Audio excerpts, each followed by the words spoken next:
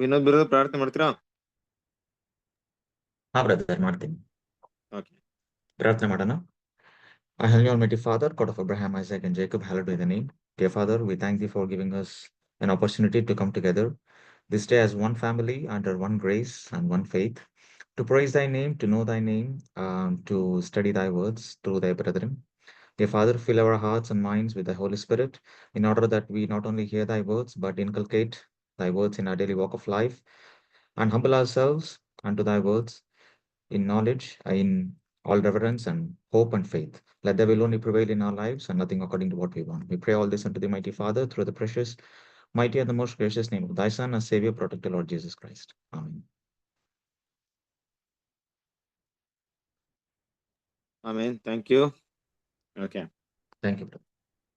ಕ್ರಿಸ್ತನಲ್ಲಿ ಪ್ರೀತಿಯ ಸಹೋದರ ಸಹೋದರಿ, ನಿಮ್ಮೆಲ್ಲರಿಗೂ ತಂದೆಯಾದ ದೇವರಿಂದಲೂ ಕರ್ತನಾದ ಯೇಸು ಕ್ರಿಸ್ತನ ಮೂಲಕ ಕೃಪೆ ಶಾಂತಿ ಉಂಟಾಗಲಿ. ಪ್ರೀತಿಯ ಸಹೋದರ ಸಹೋದರಿಯರೇ, ದೇವರ ಮಹಾಕೃಪೆಯಿಂದ ದೇವರು ನಮ್ಮನ್ನ ಜೀವಿತರ ಸಂಖ್ಯೆಯಲ್ಲಿ ಎನಿಸಿ ಈ ಸಮಯದಲ್ಲಿ ಕೂಡ ದೇವರ ವಾಕ್ಯವನ್ನು ಕೇಳುವಂತ ಒಂದು ಅವಕಾಶವನ್ನು ಕೊಟ್ಟಿದ್ದಾರೆ. ವಿಶೇಷವಾಗಿ ಪ್ರೀತಿಯ ಸಹೋದರ ಸಹೋದರಿಯರು ನೆನಪಲ್ಲಿ ಇಡ್ಬೇಕಂತ ವಿಷಯ ಏನಪ್ಪಾ ಅಂದ್ರೆ, ನಾವು ನಮ್ಮ ಕರ್ತನಾದ ಯೇಸು ಕ್ರಿಸ್ತನ ರಾತ್ರಿ ಭೋಜನದ ನೆನಪಿನ ಸಮಯದ ಆಚರಣೆಗೆ ತುಂಬಾ ಹತ್ತಿರದಲ್ಲಿ ಇದ್ದೇವೆ. ಹಾಗಾಗಿ ಅದಕ್ಕೆ ಆದಂತ ಒಂದು ಸಿದ್ಧತೆಗೆ ನಾವೆಲ್ಲರೂ ಕೂಡ ಈಗ ಬಂದಿದೀವಿ. ಹೌದು, ಕ್ರಿಸ್ತನ ಪ್ರೀತಿಯ ಸಹೋದರರೇ, ದೇವರ ಮಹಾಕೃಪೆ ನಮ್ಮನ್ನ ಈ ಸರಿ ಕೂಡ ಆತನ ಒಂದು ಪಾತ್ರೆಯಲ್ಲಿ ಪಾಲು ಹೊಂದೋದಿಕ್ಕೆ ನಮ್ಗೆ ಕೃಪೆಯನ್ನ, ಅವಕಾಶವನ್ನ ದೇವ್ರು ಏನ್ ಮಾಡಿದ್ದಾರೆ, ಕೊಟ್ಟಿದ್ದಾರೆ ಅನ್ನೋದು ಮುಖ್ಯವಾದಂತ ಒಂದು ವಿಷಯ. ಓಕೆ, ಲಾಸ್ಟ್ ಟೈಮ್ ನಾವು ಕೆಲವೊಂದು ಪಾಠವನ್ನ ನೋಡಿದ್ವಿ ಅಲ್ವಾ?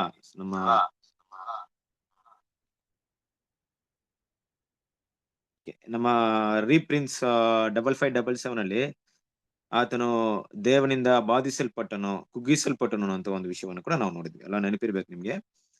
ಅದು ನಾವು ಕೆಲವೊಂದು ವಿಷಯಗಳನ್ನ ಅಲ್ಲಿ ಸ್ಟಡಿ ಮಾಡ್ಬೇಕಾದ್ರೆ, ಆ ಒಂದು ಅಂಜೂರದ ಮರವನ್ನ ಕುರಿತಾಗಿ ಯೇಸು ಕ್ರಿಸ್ತನು ಅಲ್ಲಿ ಶಾಪ ಹಾಕುವಂತ ವಿಷಯ, ಅದೆಲ್ಲವನ್ನು ಕೂಡ ಏನ್ ಮಾಡ್ಕೊಂಡು ನೋಡ್ಕೊಂಡ್ ಬಂದ್ವಿ. ಇವತ್ತು ಆ ಒಂದು ಇದ್ರಲ್ಲಿ ಒಂದು ಮುಖ್ಯವಾದಂತ ಪಾಠವನ್ನ ನಾವು ನೋಡೋಣ. ಅದೇ ಒಂದು ಇದರಲ್ಲಿ ಮುಂದುವರಿತಾ ಯೇಸು ಕ್ರಿಸ್ತನ ಒಂದು ಶಿಲುಬೆ ಮರಣದಲ್ಲಿ ನಡೆದಂತ ಒಂದು ಘಟನೆ ಬಗ್ಗೆ ಏನ್ ಮಾಡ್ತಾರೆ ಅಲ್ಲಿ ವಿವರಿಸ್ತಾರೆ. ಸೊ ಶಿಲುಬೆ ಮರಣದಲ್ಲಿ ಹಲವಾರು ಘಟನೆಗಳು ಈಗಾಗಲೇ ನಡೆದಿದೆ. ಪ್ರೀತಿಯ ಸಹೋದರ ಸಹೋದರಿಯರು, ಅದನ್ನೆಲ್ಲ ಕೂಡ ನಾವು ಪಾಠದಲ್ಲಿ ಕೇಳಿದೀವಿ, ಹಲವಾರು ಪಾಠ ನಮಗೆ ನಾನಾ ರೀತಿಯಲ್ಲಿ ದೇವ್ರ ಏನ್ ಮಾಡಿದ್ರೆ ಇವತ್ತು ತಿಳಿಸ್ಕೊಟ್ಟಿದ್ದಾರೆ. ಅದು ಕೂಡ ಇವತ್ತು ನೋಡೋಣ, ಇನ್ನ ಏನೋ ವಿಷಯಗಳನ್ನ ತಿಳ್ಕೊಳ್ಳಕ್ಕೆ ನಮ್ಗೆ ಸಾಧ್ಯತೆ ಆಗುತ್ತೆ ಅನ್ನೋ ವಿಷಯವನ್ನ ಏನ್ ಮಾಡೋಣ, ಸ್ಟಡಿ ಮಾಡಕ್ಕೆ ನಾವು ಪ್ರಯತ್ನ ಪಡೋಣ. ಅಲ್ಲಿ ಸಹೋದರ ಮಾತಾಡ್ಬೇಕಾದ್ರೆ 5577 ಅಲ್ಲಿ ಸಂಪೂರ್ಣವಾಗಿ ಯೇಸು ಕ್ರಿಸ್ತನ ಶಿಲುಬೆ ಮರಣದ ವಿಷಯಗಳ ಕುರಿತಾಗಿ ಮಾತಾಡ್ತಾರೆ. ಅಲ್ಲಿ ಅವ್ರು ಮಾತಾಡುವಂತ ಒಂದು ವಿಷಯ ಏನಪ್ಪಾ ಅಂದ್ರೆ, ಆತನ ವಸ್ತ್ರವನ್ನ, ಯಾರ ಕರ್ತನಾದ ಯೇಸು ಕ್ರಿಸ್ತನ ಒಂದು ವಸ್ತ್ರವನ್ನ ಏನ್ ಮಾಡ್ತಾರೆ ಅಲ್ಲಿ ಪಾಲು ಮಾಡ್ಕೊಳ್ಳೋದು ಕುರಿತಾಗಿ ಏನ್ ಮಾಡ್ತಾರೆ, ನಮ್ಮ ಸಹೋದರ ಏನ್ ಮಾಡ್ತಾರೆ ಅಲ್ಲಿ ಅದನ್ನ ಮೆನ್ಷನ್ ಮಾಡ್ತಾರೆ ಅಲ್ವಾ? ಆತನ ವಸ್ತ್ರಗಳನ್ನ ಏನ್ ಮಾಡಿದ್ರು ಅಲ್ಲಿ ಭಾಗ ಮಾಡ್ಕೊಂಡ್ರು ಅಲ್ವಾ? ಈಗ ಅಲ್ಲಿ ಕೆಲವೊಂದು, ಅದಕ್ಕಿಂತ ಮುಂಚೆ ಕೆಲವೊಂದು ವಿಷಯ ಇದೆ. ಅಂದ್ರೆ ತಾಮ್ರದ ಸರ್ಪದ ಕುರಿತಾಗಿ ಏನ್ ಮಾಡ್ತಾರೆ ಅಲ್ಲಿ ಹೇಳ್ತಾರೆ. ಸೊ ಅದೆಲ್ಲವನ್ನು ಕೂಡ ನಾನು ಇಲ್ಲಿ ಮಾತಾಡಕ್ಕೆ ಹೋಗಲ್ಲ. ಓಕೆ, ಸೊ ಮುಖ್ಯವಾಗಿ ಇಲ್ಲಿ ನಾವ್ ಇವತ್ತು ನೋಡುವಂತ ವಿಷಯ ಏನಪ್ಪಾ ಅಂದ್ರೆ, ಆ ಒಂದು ವಸ್ತ್ರದ ಕುರಿತಾಗಿರುವಂತ ವಿಷಯವನ್ನ ಏನ್ ಮಾಡೋಣ ನಾವು ನೋಡೋಣ. ಓಕೆ, ಒಂದ್ ನಿಮಿಷ.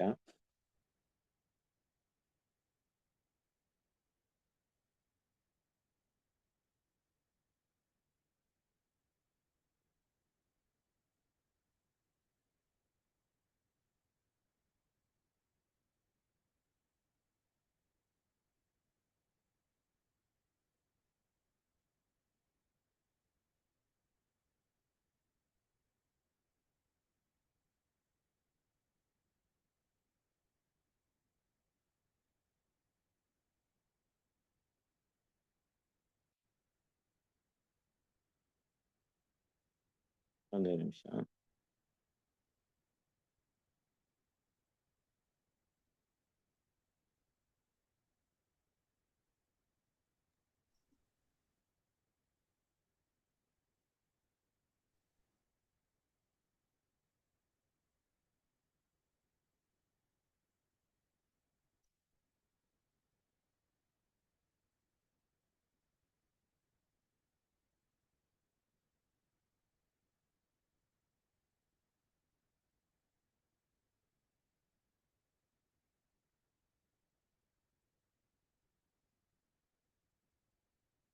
ಸ್ಕ್ರೀನ್ ಕಾಣಿಸ್ತಾ ಇದೆಯಾ? ಕಾಣ್ತಾ ಇದೆ ಬ್ರೋ. ಹಾಗೆ ಕ್ರಿಸ್ತನ ಪ್ರೀತಿಯ ಸರಸರಿಯರೇ, ನಮ್ಮ ಕರ್ತನಾದ ಯೇಸು ಕ್ರಿಸ್ತನು ಆ ಶಿಲುಬೆ ಮರಣದಲ್ಲಿ ಶಿಲುಬೆಯನ್ನು ಹೊರಬೇಕಾದ ಶಿಲುಬೆಯಲ್ಲಿ ಅವರ ಒಂದು ಕಷ್ಟಕರವಾದಂತ ಆ ಸಮಯವನ್ನ ಕಲಿಯುವಂತ ಸಮಯದಲ್ಲಿ ನಮಗೆ ಗೊತ್ತಿರುವ ಹಾಗೆ ಹಲವಾರು ರೀತಿಯಲ್ಲಿ ಕರ್ತನಾದ ಯೇಸು ಕ್ರಿಸ್ತನನ್ನ ಅವಮಾನ ಪಡಿಸೋದು ಮತ್ತೆ ನಿಂದನೆಗೆ ಒಳಪಡಿಸುವಂತ ವಿಷಯವನ್ನ ನಾವು ನೋಡಿದ್ವಿ. ಕ್ರಿಸ್ತನ ಪ್ರೀತಿಯ ಸರಸರಿಯರೇ, ಇಲ್ಲಿ ಕರ್ತನ ಒಂದು ಶಾರೀರಿಕ ಸಂಬಂಧಪಟ್ಟಂತ ನೋವಿನ ವಿಷಯವಾಗಿ ಸಂಪೂರ್ಣವಾಗಿ ನಾವು ತಿಳ್ಕೊಳ್ಳೋದು ಸಾಧ್ಯತೆ ಇದೆಯಾ ಅಂದ್ರೆ ಖಂಡಿತ ಆಗಲ್ಲ. ಅದರಲ್ಲೂ ಕೂಡ ಅವರಿಗೆ ಅವಮಾನ ಪಡಿಸಿದ ವಿಷಯ ಇರ್ಬೋದು, ಅವ್ರನ್ನ ಹೊಗಳಿದ್ದು, ಅವರ ಕೆನ್ನೆಗೆ ಹೊಡೆದಿದ್ದು, ಇದೆಲ್ಲದಕ್ಕಿಂತ ಹೆಚ್ಚಾಗಿ ಆತನನ್ನ ಬಟ್ಟೆ ಇಲ್ಲದೆ ಮಾಡಿದ್ದು ತುಂಬಾ ಕಷ್ಟವಾದಂತ ಒಂದು ವಿಷಯ.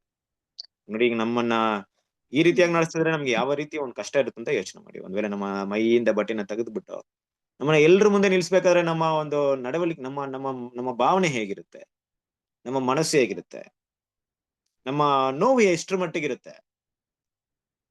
ಹಾಗೆ ನಮ್ಮ ಕರ್ತನಾದ ಯೇಸು ಕ್ರಿಸ್ತನು ಲೋಕದ ರಕ್ಷಕನಾಗಿದ್ರು ಕೂಡ ಇಲ್ಲಿ ಆ ಹಿಂಸೆಯ ಒಂದು ತೀವ್ರತೆ ಎಷ್ಟರ ಮಟ್ಟಿಗಿತ್ತು ಅಂದ್ರೆ, ಆ ಒಂದು ಬಾಧೆಯ ತೀವ್ರತೆ ಎಷ್ಟು ಮಟ್ಟಿಗಿತ್ತು ಅಂದ್ರೆ, ಅವರು ಕರ್ತನಾದ ಯೇಸು ಕ್ರಿಸ್ತನನ್ನ ಆ ವಸ್ತ್ರವನ್ನ ತೆಗೆದು ಹಾಕುವಂತ ಒಂದು ಕೆಲಸವನ್ನ ಅಲ್ಲಿ ಮಾಡಿದ್ರು.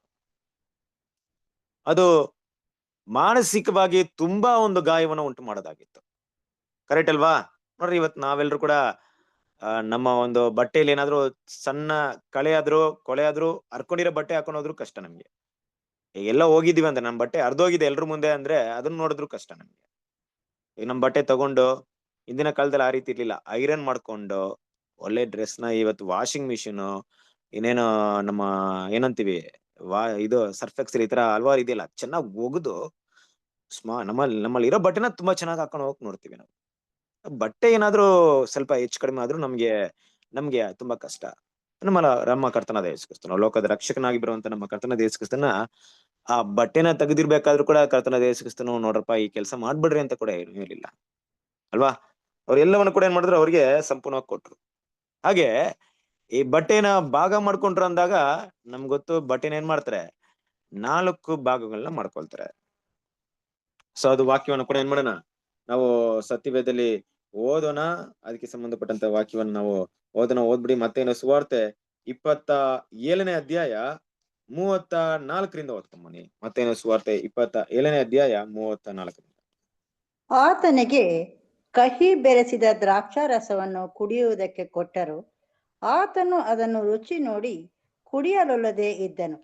ಬಳಿಕ ಅವರು ಆತನನ್ನು ಶಿಲುಬೆಗೆ ಹಾಕಿ ಆತನ ಬಟ್ಟೆಗಳಿಗಾಗಿ ಚೀಟು ಹಾಕಿ ಪಾಲು ಮಾಡಿಕೊಂಡರು ಮತ್ತು ಅಲ್ಲಿ ಕೂತುಕೊಂಡು ಆತನನ್ನ ಕಾಯುತ್ತಾ ಇದ್ದರು. ಅವ್ರ ನೋಡಿ, ಆ ಬಟ್ಟೆಗಳನ್ನ ಏನ್ ಮಾಡಿದ್ರು, ಚೀಟಿ ಹಾಕಿ ಅದನ್ನ ಪಾಲು ಮಾಡ್ಕೊಂಡ್ರು. ಇಲ್ಲಿ ಮೊದಲೇ ಹೇಳಿದಂತ ಪ್ರವಾದನೆ ಏನಾಗುತ್ತೆ ಅಂದ್ರೆ ಇಲ್ಲಿ ಫುಲ್ಫಿಲ್ಮೆಂಟ್ ಆಗುತ್ತೆ. ದೇವ್ರು ಹೇಳಿದಂತ ಪ್ರಾಫಸಿ ಏನಾಗುತ್ತೆ, ಫುಲ್ಫಿಲ್ಮೆಂಟ್ ಆಗುತ್ತೆ. ಏನ್ ಪ್ರಾಫಸಿ ಹೇಳಿದ್ರು? ಕೀರ್ತನೆ 22ನೇ ಕೀರ್ತನೆ 18ನೇ ವಾಕ್ಯದ, ನನ್ನ ವಸ್ತ್ರಗಳನ್ನು ತಮ್ಮಲ್ಲಿ ಪಾಳು ಮಾಡಿಕೊಳ್ಳುತ್ತಾರೆ, ನನ್ನ ಅಂಗಿಗೋಸ್ಕರ ಚೀಟಿ ಹಾಕುತ್ತಾರೆ ಅನ್ನುವಂತ ವಿಷಯವನ್ನ ಏನ್ ಮಾಡ್ತಾರೆ, ಇಲ್ಲಿ ಹೇಳ್ತಾರೆ. ಅದೇ ಒಂದು ಪ್ರಾಫಸಿ ಏನಾಗುತ್ತೆ ಅಂದ್ರೆ ಇಲ್ಲಿ ನೆರವೇರೋದನ್ನ ನೋಡ್ತೀವಿ. ಇನ್ನು ಕೂಡ ಅದರ ಸ್ಪಷ್ಟ ವಿವರಣೆನ ಯೋಹಾನ ಸುವಾರ್ತೆ 19ನೇ ಅಧ್ಯಾಯ 23ನೇ ವಾಕ್ಯದಲ್ಲಿ ಹೇಳ್ತಾರೆ. ಸುವಾಕ್ಯವನ್ನು ಓದನ. ಮತ್ತೆ ಯೋಹಾನನ ಸುವಾರ್ತೆ 19ನೇ ಅಧ್ಯಾಯ 23ನೆಯ ವಾಕ್ಯ.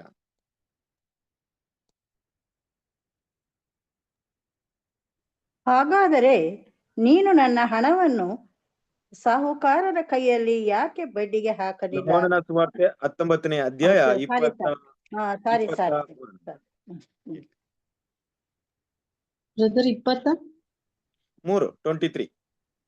ಚಾಪ್ಟರ್ 23. ಸಾರಿ, ನಾನು PPT ಹಾಕಕ್ಕಾಗಿಲ್ಲ, ಕ್ಷಮಿಸಿ. ಸಿಪಾಯಿಗಳು ಯೇಸುವನ್ನು ಶಿಲುಬೆಗೆ ಹಾಕಿದ ಮೇಲೆ ಅವರು ಆತನ ಮೇಲ್ಹೊದಿಕೆಗಳನ್ನು ತಕ್ಕೊಂಡು 4 ಪಾಲು ಮಾಡಿ ಒಬ್ಬೊಬ್ಬ ಸಿಪಾಯಿಗೆ ಒಂದೊಂದು ಪಾಲಿನ ಪ್ರಕಾರ ಹಂಚಿಕೊಂಡರು. ಆತನ ಒಳಂಗಿಯನ್ನು ಸಹ ತಕ್ಕೊಂಡರು, ಆದರೆ ಆ ಅಂಗಿಗೆ ಹೊಲಿಗೆ ಇರಲಿಲ್ಲ, ಅದು ಮೇಲಿಂದ ಖಂಡವಾಗಿ ಹೆಣೆದದ್ದಾಗಿತ್ತು. ನೋಡ್ರಿ, ಇಲ್ಲೇನಾಯ್ತು ಅಂದ್ರೆ ಆತನ ವಸ್ತ್ರಗಳನ್ನ ಏನ್ ಮಾಡ್ತಾರೆ, ಸಿಪಾಯಿಗಳು ತಗೊಳ್ತಾರೆ. ಈ ಸಿಪಾಯಿಗಳು ಅಂತ ಹೇಳಿದ ತಕ್ಷಣ ನಾವು ನೆನಪಿರ್ಬೇಕು, ಯಾಕಂದ್ರೆ 4 ಜನರ ಒಂದು ಸೈನ್ಯವನ್ನ, 4 ಸೈನ್ಯವನ್ನ ಶಿಲುಬೆಯಲ್ಲಿ ಹಾಕುವಂತವರಿಗೆ ಒಪ್ಪಿಸ್ಕೊಡ್ತಾರೆ. ಅವ್ರ ಆ ಕೆಲಸವನ್ನ ಮಾಡಿ ಮುಗಿಸ್ಬೇಕು ಕೊನೆಯವರೆಗೂ. ಅಂದ್ರೆ ಅವ್ರನ್ನ ಶಿಲುಬೆಯಲ್ಲಿ ಹಾಕಿ ಅವ್ರನ್ನ ಸಾಯುವವರೆಗೂ ಅವರ ಕರ್ತವ್ಯನ ನಿರ್ವಹಿಸ್ಬೇಕು. ಇವರ ಒಂದು ಅಧೀನದಲ್ಲಿ ಶಿಲುಬೆ ಮರಣ ನೆರವೇರಿಸಲ್ಪಡುತ್ತೆ.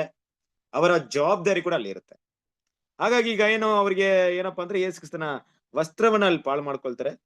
ಯೇಸು ಕ್ರಿಸ್ತನ 4 ಬಾಗಿಲು ಅಂದಾಗ ಅಲ್ಲಿ ಯಾವ್ದ್ಯಾವ್ದು ಇದೆ ಅಂತ ನೋಡಿದಾಗ ಸಾಮಾನ್ಯವಾಗಿ ಹೊರಗಿನ ಒಂದು ನಡುಪಟ್ಟಿಯಲ್ಲಿ ನೋಡಿ, ಇಲ್ಲಿ ಅದಕ್ಕೆ ಕೆಲವೊಂದು ವಿಷಯಗಳನ್ನ ಇಲ್ಲಿ ತಿಳಿಸಿದಾರೆ, ಅದನ್ನ ನೋಡೋಣ.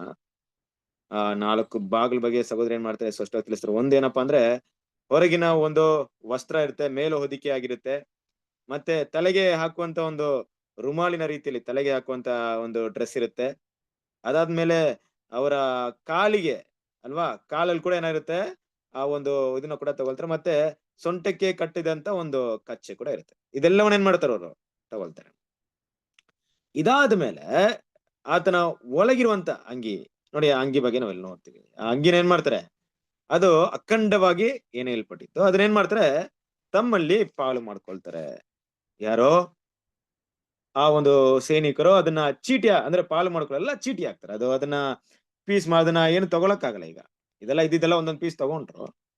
ಈಗ ಏನ್ ಮಾಡ್ಬೇಕು, ಒಳಗಡೆ ಇರುವಂತ ಆ ಒಂದು ಅಂಗಿನ ಏನ್ ಮಾಡ್ಬೇಕು, ಅವ್ರೆಲ್ಲ ತಗೊಳ್ಬೇಕು. ಆ ಅಂಗಿನ ಏನ್ ಮಾಡ್ತಾರೆ ಅಂದ್ರೆ ಚೀಟಿ ಹಾಕ್ತಾರೆ. ಯಾಕಂದ್ರೆ ಅದನ್ನ ಪೀಸ್ ಮಾಡಕ್ಕಾಗಲ್ಲ, ಅದನ್ನ ಅರ್ಧ ತಗೊಂಡ್ರೆ ಏನ್ ವ್ಯರ್ಥ, ಅದು ಏನು ಯೂಸ್ ಇಲ್ಲ. ಬಟ್ ಅದನ್ನ ಏನ್ ಮಾಡಿದಾರೆ ಅಂದ್ರೆ ಅಖಂಡವಾಗಿ ಹೆಣೆದಿದ್ದಾರೆ. ಯಾಕಂದ್ರೆ ನಿಮ್ಗೆಲ್ಲ ಗೊತ್ತಿರುವಂತ ವಿಷಯ, ಇವತ್ತು ನಮ್ ಟೈಲರಿಂಗ್ ಮಿಷಿನ್ ಇದೆ, ಸ್ಟಿಚಿಂಗ್ ಮಾಡ್ತೀವಿ, ಪೀಸ್ ಮಾಡ್ಕೊಂಡು ಎಲ್ಲ ಜಾಯಿನ್ ಮಾಡ್ತೀವಿ. ಅವತ್ತಲ್ಲಿ ಅದನ್ನ ಹೆಣೆಯುವಂತ ಕೆಲಸ ಮಾಡಿದ್ರು. ಅಂದ್ರೆ ತುಂಬಾ ಒಂದು ಕೈಯಿಂದ ಅದನ್ನ ಹೆಣೆದು ದೊಡ್ಡ ರೀತಿಯಲ್ಲಿ ಅದನ್ನ ಒಂದು ವಸ್ತ್ರವನ್ನ ಪ್ರಿಪೇರ್ ಮಾಡ್ತಿದ್ರು. ಹಾಗೆ ಈ ವಸ್ತ್ರ ಕೂಡ ಕರ್ತನಾದ ಯೇಸು ಕ್ರಿಸ್ತನಿಗೆ ಯಾರು ಕೂಡ ಗಿಫ್ಟ್ ಮಾಡಿರ್ಬೋದು ಆಕ್ಚುಲಿ. ಯಾಕಂದ್ರೆ ಯೇಸು ಕ್ರಿಸ್ತನ ಕೊಂಡ್ಕೊಳ್ತಾ ಇರ್ಲಿಲ್ಲ. ಅನೇಕ ಸ್ತ್ರೀಯರು ಆತನಿಗೆ, ಫಾರ್ ಎಕ್ಸಾಂಪಲ್ ಮರಿಯಲ್ ಇರ್ಬೋದು, ನಮ್ಮ ಲಾಜರನ ಸಹೋದರಿಯರು ಇದ್ರಲ್ಲ, ಮಾರ್ತಲ್ ಮರಿಯಲ್ ಅವರೆಲ್ಲ ತುಂಬಾ ಯೇಸು ಕ್ರಿಸ್ತನಿಗೆ ವಸ್ತ್ರಗಳನ್ನ ಕೊಡ್ತಾ ಇದ್ರು, ಗಿಫ್ಟ್ ಮಾಡ್ತಾ ಇದ್ರು, ನೋಡ್ಕೊಳ್ತಾ ಇದ್ರು. ಈ ರೀತಿ ಯಾರು ಕೂಡ ಏನ್ ಮಾಡಿದ್ರು, ಅವರಿಗೆ ಆ ವಸ್ತ್ರವನ್ನ ಬಹುಶಃ ಅದನ್ನ ಕೊಟ್ಟಿರ್ಬಹುದು ಅಲ್ವಾ. ನೋಡ್ಬೇಕಾದ್ರೆ ಲೂಕನ ಸುವಾರ್ತೆ 8ನೇ ಅಧ್ಯಾಯ 3ನೇ ವಾಕ್ಯದಲ್ಲಿ ನೋಡ್ಬೋದು. ಲೂಕನ ಸುವಾರ್ತೆ 8ನೇ ಅಧ್ಯಾಯ 3ನೇ ವಾಕ್ಯ. ಹೆರೋದನ ಮನೆ ಮಾತೆಯವನಾದ ಕೂಜನ ಹೆಂಡತಿ ಯೋಹಾನಳು ಸುಸನ್ನಳು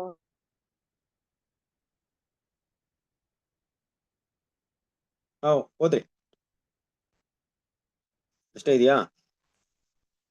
3ನೇ ವಚನ ಇನ್ನೂ ಇದೆ ಬ್ರದರ್.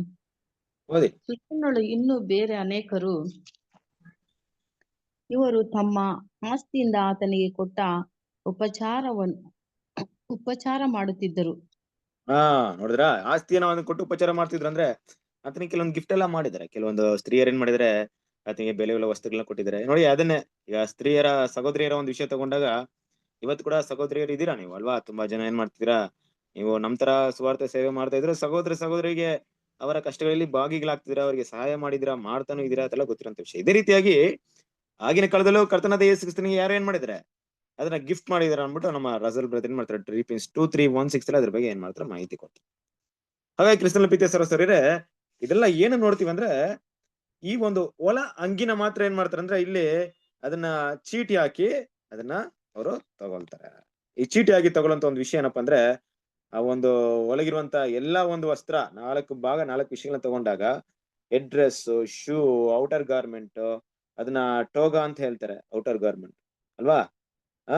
ದ ಗಿರ್ಡಲ್ ಅಂದ್ರೆ ಕಚ್ಚಿ ಅಂದ್ರೆ ನಡುಪಟ್ಟಿ ಅಂತ ಏನ್ ಮಾಡ್ತೀವಿ ಹೇಳ್ತೀವಿ. ಇದನ್ನೆಲ್ಲ ಏನ್ ಮಾಡ್ತಾರೆ ತಗೊಂಡು ಆ ಒಂದು ಹೊರಗಿನ ವಸ್ತ್ರವನ್ನ ಏನ್ ಮಾಡ್ತಾರೆ, ಆ ನಿಲುವಂಗಿಯನ್ನ ಪಾಳು ಮಾಡ್ಕೊಳ್ದೆ ಅದನ್ನ ಚೀಟಿ ಹಾಕ್ತಾರೆ ಅನ್ನೋ ವಿಷಯನ ನೋಡ್ತೀವಿ. ಇದೆಲ್ಲ ನಮ್ಗೆ ಗೊತ್ತಿರುವಂತ ವಿಷಯ, ತುಂಬಾ ಕೂಡ ಕೇಳಿರ್ತೀರಾ ನೀವು.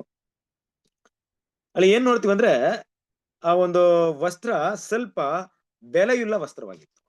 ಯಾವುದೋ ಯೇಸು ಕ್ರಿಸ್ತನು ಹಾಕೊಂಡಿದ್ದಂತ ಒಂದು ನಿಲುವಂಗಿ ಇತ್ತಲ್ಲ, ಅದು ತುಂಬಾ ಕಾಸ್ಟ್ಲಿ ಅಂದ್ರೆ ನಮ್ಗೆ ಅದೇ ಮೊದಲೇ ಹೇಳ್ಬೇಕಾದ್ರೆ ಯಾರು ಗಿಫ್ಟ್ ಮಾಡಿದಾರ ಪಾಪ ಕಾಸ್ಟ್ಲಿ ಯೇಸು ಕ್ರಿಸ್ತ ಹೋಗ್ಬಿಟ್ಟು ಆ ಕಾಸ್ಟ್ಲಿ ಡ್ರೆಸ್ ಅಲ್ಲಿ ಹಾಕ್ತಿದ್ರೆ ಯೇಸು ಕ್ರಿಸ್ತನು?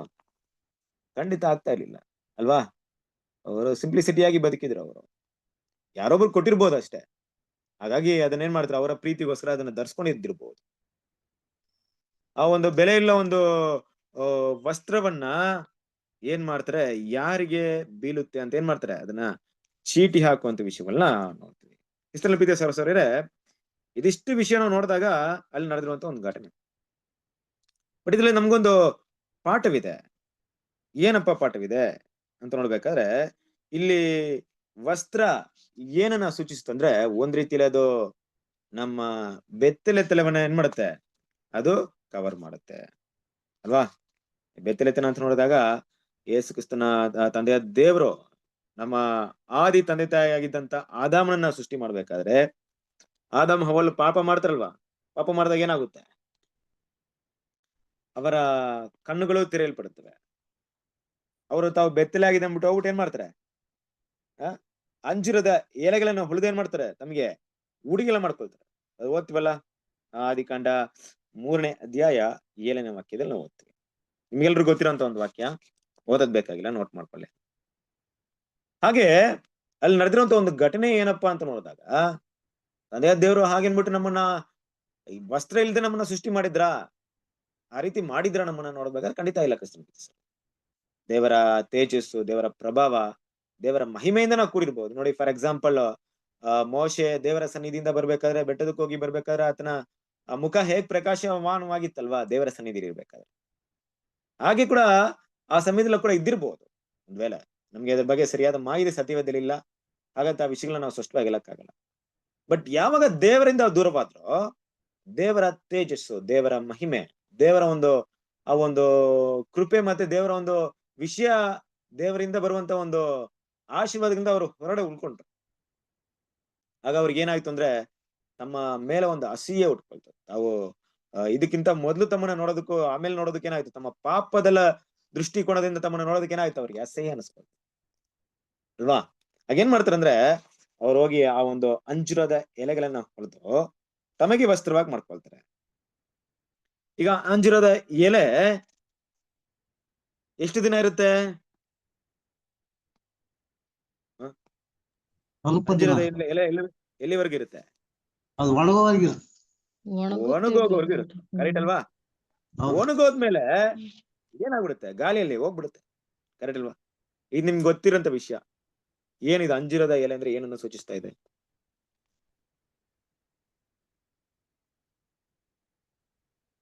ಗೊತ್ತಿರೋದ ಪಾಠ ನೀವೆಲ್ಲ ಕೇಳಿದ್ರೆ ಅದಕ್ಕೆ ಕೇಳ್ತಾ ಇದೀನಿ, ನಿಮ್ಗೆಲ್ಲ ಗೊತ್ತಿರೋಂತ ವಿಷಯ. ಈ ಅಂಜೂರದ ಎಲೆ ಏನನ್ನ ಸೂಚಿಸ್ತಾ ಇದೆ? ಇಸ್ರೇಲ್ ರಾಜ್ಯ.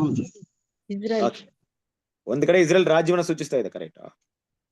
ಇನ್ನೊಂದ್ ಕಡೆ ನೋಡ್ಬೇಕಾದ್ರೆ ಆದಾಮನು ತನ್ನ ಒಂದು ಬೆತ್ತಲೆತನನ್ನ ಕ್ಲೋಸ್ ಮಾಡೋದಕ್ಕೆ ಹಾಕಿರುವಂತ ಅಂಜೂರದ ಮರ, ಅಂಜೂರದ ಎಲೆ ಏನನ್ನ ಸೂಚಿಸ್ತಾ? ಅಂಜೂರದ ಮರ ಅಂತ ತಗೊಂಡಾಗ ಅದು ಇಸ್ರೇಲ್ ಜನನ ಸೂಚಿಸಬಹುದು.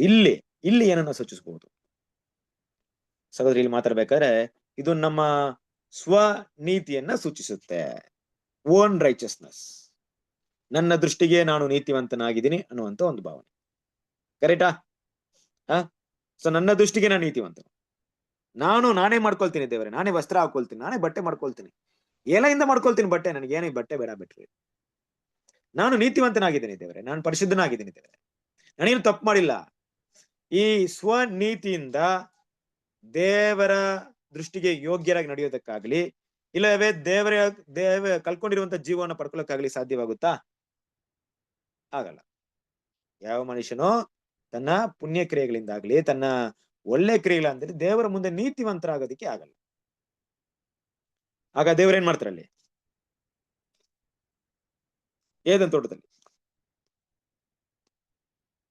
ದೇವ್ರು ಗೊತ್ತು ಈ ಎಲೆ ತುಂಬಾ ದಿವಸ ಇರಲ್ಲ. ಅದಕ್ಕೆ ನಾವು ಓದ್ತೀವಲ್ಲ, 1 ಯೋಹಾನ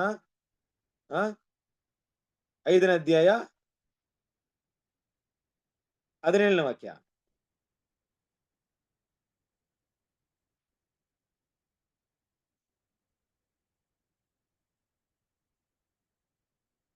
ಯೋಹಾನ 5ನೇ ಅಧ್ಯಾಯ 17ನೇ ವಾಕ್ಯ.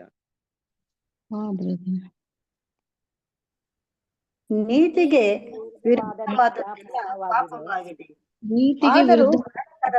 ಪಾಪವು.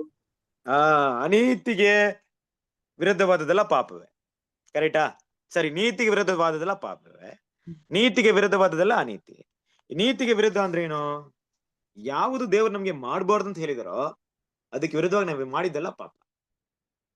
ಈಗ ನಾವೇಂತೀವಿ, ದೇವ್ರು ನಮ್ಗೆ ಮಾಡ್ಬಾರ್ದು ಅಂತ ಹೇಳಿದಾರೆ, ನಾವು ಮಾಡ್ಬಿಟ್ಟು ದೇವ್ರೆ ನೀವ್ ಹೇಳಿದ್ನ ನಾವೇನ್ ಮಾಡಲ್ಲ, ಮಾಡಕ್ಕಾಗಲ್ಲ, ಬಟ್ ಬೇರೆ ತರ ನಾನು ಮಾಡ್ತೀನಿ, ಇನ್ನೇನೋ ಮಾಡ್ತೀನಿ, ಹಾಗ್ ಮಾಡ್ತೀನಿ, ಹೀಗ್ ಮಾಡ್ತೀನಿ ಅಂದ್ಬಿಟ್ಟು ನಾವ್ ಏನೇ ಹೇಳಿದ್ರು ದೇವರ ದೃಷ್ಟಿಯಲ್ಲಿ ನಾವ್ ಹೇಗಿರ್ತೀವಿ ಗೊತ್ತಾ? ವಸ್ತ್ರವಿಲ್ಲದವರಾಗಿರ್ತೀವಿ. ಯಾಕಂದ್ರೆ ನಮ್ಮ ಸ್ವನೀತಿಯಿಂದ ದೇವರ ಮುಂದೆ ನಾವು ನಿಂತ್ಕೊಳ್ಳಕ್ಕೆ ಆಗಲ್ಲ.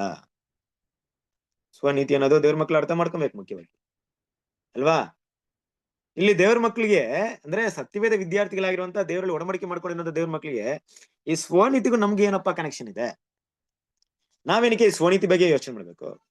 ಹೌದು ಕ್ರಿಸ್ತನಲ್ಲಿ ಪ್ರೀತಿಯ ಸಹೋದರರೇ, ಯಾವತ್ತಾದ್ರೂ ನೀವು ನಿಮ್ಮನ್ನ ನೋಡಿ ನಾನು ಸರಿಯಾಗಿದ್ದೀನಿ, ಪರ್ಫೆಕ್ಟ್ ಆಗಿದ್ದೀನಿ ಅನ್ಕೊಂಡ್ರೆ ಅದು ಏನ್ ಅನ್ಬೋದು ಗೊತ್ತಾ? ಅದು ದೇವರ ದೃಷ್ಟಿಯಲ್ಲಿ ತಪ್ಪಾಗ್ಬಿಡುತ್ತೆ ಅಲ್ವಾ? ತಮಿಳಲ್ಲಿ ಇಂಗ್ಲಿಷ್ ಒಂದು ವಿಷಯ ಇದೆ, ಏನಪ್ಪಾ ಅಂದ್ರೆ ನಾವು ಜಯ ಹೊಂದಿದ ಮೇಲೆ ಕೂಡ ನಾವು ನಮ್ಮ ಸ್ವನೀತಿಯಿಂದ ಜಯ ಹೊಂದಿಲ್ಲ. We are winner but also we are Sinner ಅಂತ ಹೇಳ್ತೀವಿ. ನಾವು ಜಯ ಹೊಂದಿದ್ರು ಕೂಡ ನಾವು ಪಾಪಿಗಳ. ಪಾಪ ಅಂದ್ರೆ ನಾವು ಪಾಪಿಗಳ, ದೇವರ ಕ್ರಿಸ್ತನ ಪುಣ್ಯ ಕ್ರಿಯೆಗಳಿಂದ, ದೇವರ ನೀತಿಯಿಂದ ನಾವಾಗಿದ್ದೀವಿ. ಹಾಗಾಗಿ ನಮ್ಮ ಒಳ್ಳೆ ಗುಣ, ಯೇಸು ಕ್ರಿಸ್ತನ ಹತ್ರ ಒಬ್ರು ಹೇಳ್ತಾರಲ್ವಾ, ಒಳ್ಳೆ ಬೋಧಕನೇ ಅಂತ ಹೇಳ್ತಾರೆ. ಯೇಸು ಕ್ರಿಸ್ತನ ಏನು ಉತ್ತರ ಕೊಡ್ತಾರೆ ಅವಾಗ? ಒಳ್ಳೆ ಬೋಧಕನೇ ಹೇಳ್ತೀಯ ಅಂತಾರೆ. ಅಂತ ಏನಂತ ಹೇಳ್ತಾರೆ ಯೇಸು ಕ್ರಿಸ್ತನ್? ನಾನಲ್ಲಪ್ಪ ದೇವ್ರು- ದೇವ್ರ ದೇವ್ರು ಮಾತ್ರ ಒಬ್ರನ್ನ ಬಿಟ್ಟು ಬೇರೆ ಯಾರು ಒಳ್ಳೆಯವರಲ್ಲ. ಕರೆಕ್ಟ್ ಅಲ್ವಾ? ಒಳ್ಳೇದನ್ನೋದು ಎಲ್ಲಿಂದ ಬರ್ಬೇಕು ನಮ್ಗೆ? ಯಾಕೊಬ್ಬ ಎಲ್ಲಿ ಓದ್ತೀವಿ? ಯಾಕೊಬ್ಬ 1ನೇ ಅಧ್ಯಾಯ 17ನೇ ವಾಕ್ಯ ಓದಿ.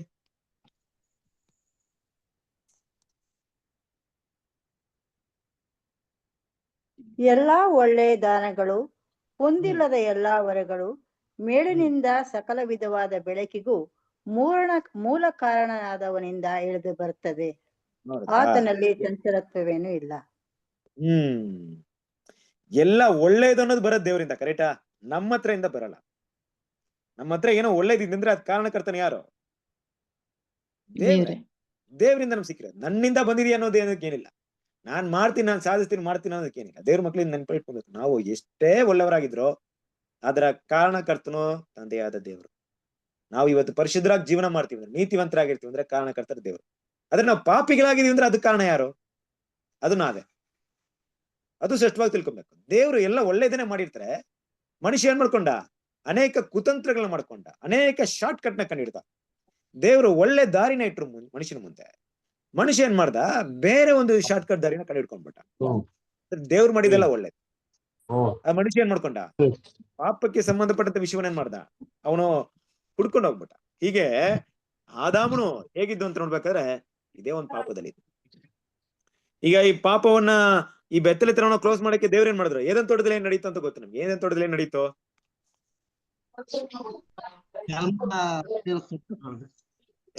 ಉತ್ತರ ಪ್ರಾಣಿ ಕೊಡೋರ್ ಚರ್ಮನ ಎಲ್ಲ ಮೀಟ್ ಮಾಡ್ಕೊಂಡ್ಬಿಡ್ರಿ, ವಸ್ತ್ರವನ್ನಾಗಿ ಎಲ್ಲ ಅನ್ಮೀಟ್ ಮಾಡ್ಕೊಂಡ್ಬಿಡ್ರಿ. ನಿಮ್ಮ ಅಕ್ಕ ಪಕ್ಕದಲ್ಲಿರುವಂತ ಗದ್ರಗಳೆಲ್ಲ ಇಲ್ಲಿ ಕೇಳಿ ಕ್ಲಾಸ್ ಡಿಸ್ಟರ್ಬ್ ಆಗ್ಬಿಡುತ್ತೆ. ಓಕೆ, ಏದನ್ ತೋಟದಲ್ಲಿ ದೇವರು ಅವ್ರೇನ್ ಮಾಡಿದ್ರು? ಅಂಜಿರೋದೆಲ್ಲ ಹಾಕೊಂಡ್ರು. ಅದು ನಿಂತ್ಕೊಂಡಿಲ್ಲ, ಗೊತ್ತಾಯ್ತು. ಅದ್ ನಿಂತ್ಕೊಂಡಿದ್ರೆ ದೇವ್ರ ಏನ್ ಮಾಡ್ತಿರ್ಲಿಲ್ಲ. ಅದು ಕರೆಕ್ಟ್ ಆಗಿ ವಸ್ತ್ರವಾಗಿದ್ದಿದ್ರೆ ದೇವ್ರು ವಸ್ತ್ರ ಮಾಡ್ಕೊಡ್ತಿದ್ರಾ? ಇಲ್ಲ. ಅದು ವಸ್ತ್ರವಾಗಿ ಇರ್ಲಿಲ್ಲ ಅಂತ ದೇವ್ರಿಗೆ ಗೊತ್ತಾಯ್ತು. ಯಾಕಂದ್ರೆ ಗೊತ್ತಿಲ್ಲ, ಜ್ಞಾನ ಇಲ್ಲ ಅವ್ರಿಗೆ. ವಸ್ತ್ರ ಏನ್ ಮಾಡ್ಬೇಕು, ಹೇಗ್ ಮಾಡ್ಬೇಕು. ಇನ್ನ ಹೊಸಬ್ರಲ್ವಾ ನೋಡಿ. ಇವತ್ತೆಲ್ಲ ಯಾವ ರೀತಿ ಮಟ್ಟಕ್ಕೆ ಬೆಳ್ದಿದೀವಿ ಅಂದ್ರೆ, ಇವತ್ತು ಕ್ಲಾತಿಂಗ್ ಟೆಕ್ನಾಲಜಿ ಇದೆಯಲ್ಲ ನಮ್ಗೆ. ಬಟ್ಟೆ ವಸ್ತ್ರ ದೊಡ್ಡ ಮಟ್ಟಕ್ಕೆ ಬೆಳ್ದಿದೀವಿ ನಾವು. ನಾವು ಧರಿಸ್ಕೊಳ್ಳೋಂತ ವಸ್ತ್ರಗಳೆಲ್ಲ ಯಾವ ರೀತಿ ಇದೆ? ಬಣ್ಣ ಬಣ್ಣದ ಕೋಟ್, ಸೂಟ್ ವಿಧ ವಿಧವಾಗಿ ಧರಿಸ್ಕೊಳ್ತೀವಿ. ಟೆಕ್ನಾಲಜಿ ಜ್ಞಾನ ಬೆಳ್ಕೊಂಡ್ಬಿಟ್ಟಿದೆ. ಪಾಪ ಆದಿ ತಂದೆ ತಾಯಂದ್ರಿಗೆ ಏನು ಗೊತ್ತಿಲ್ಲ ಅವ್ರಿಗೆ ಇನ್ನೂ ಏನು ಇಲ್ಲ, ಝೀರೋ ಅದ್ರಲ್ಲಿ.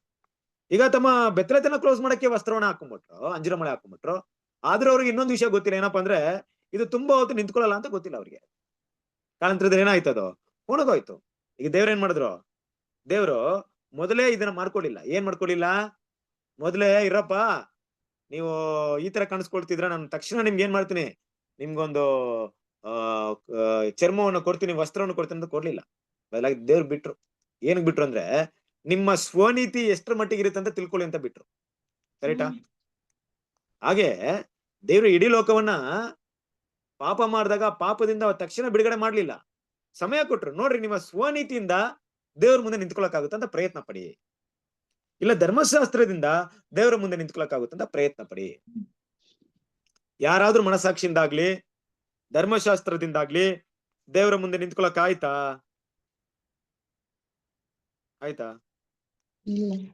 ದೇವರ ಮುಂದೆ ನೀತಿವಂತರಾಗೋದಿಕ್ಕೆ ಏನಾದ್ರೂ ದಾರಿ ಇತ್ತಾ? ನನ್ನ ಒಳ್ಳೆ ಕ್ರಿಯೆಗಳಿಂದ ಅಲ್ವಾ ನಾನು ದೇವ್ರ ಮುಂದೆ ನೀತಿವಂತನಾಗ್ತೀನಿ ಅನ್ನೋದಿಕ್ಕೆ ಏನಾದ್ರೂ ದಾರಿ ಇತ್ತಾ ಅಂತ ನೋಡಿದ್ರೆ, ಕ್ರಿಸ್ತನಲ್ಲಿ ಪ್ರೀತಿಯ ಸಹೋದರರೇ, ಖಂಡಿತವಾಗ್ಲೂ ಇಲ್ಲ ಅಲ್ವಾ? ಯಾರು ಕೂಡ ಏನ್ ಮಾಡಲ್ಲ, ತಮ್ಮ ಪುಣ್ಯ ಕ್ರಿಯೆಗಳಿಂದ ದೇವರ ಮುಂದೆ ನೀತಿವಂತರ ಆಗೋದಿಲ್ಲ. ಹೋದ್ರೆ ಗಲಾತ್ಯದವರಿಗೆ 2ನೇ ಅಧ್ಯಾಯ 19ನೇ ವಾಕ್ಯ, ಎಲ್ಲರೂ ಗೊತ್ತಿರುವಂತ ವಾಕ್ಯನೇ.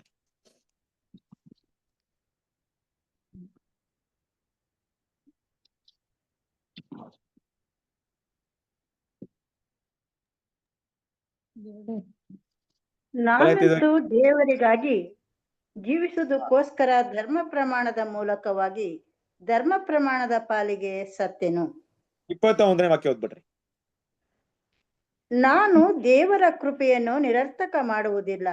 ಕರ್ಮ ಮಾರ್ಗದಿಂದ ನೀತಿ ಉಂಟಾಗುವುದಾದರೆ ಕ್ರಿಸ್ತನು ಮರಣವನ್ನು ಹೊಂದಿದ್ದಕ್ಕೆ ಕಾರಣವೇ ಇಲ್ಲ.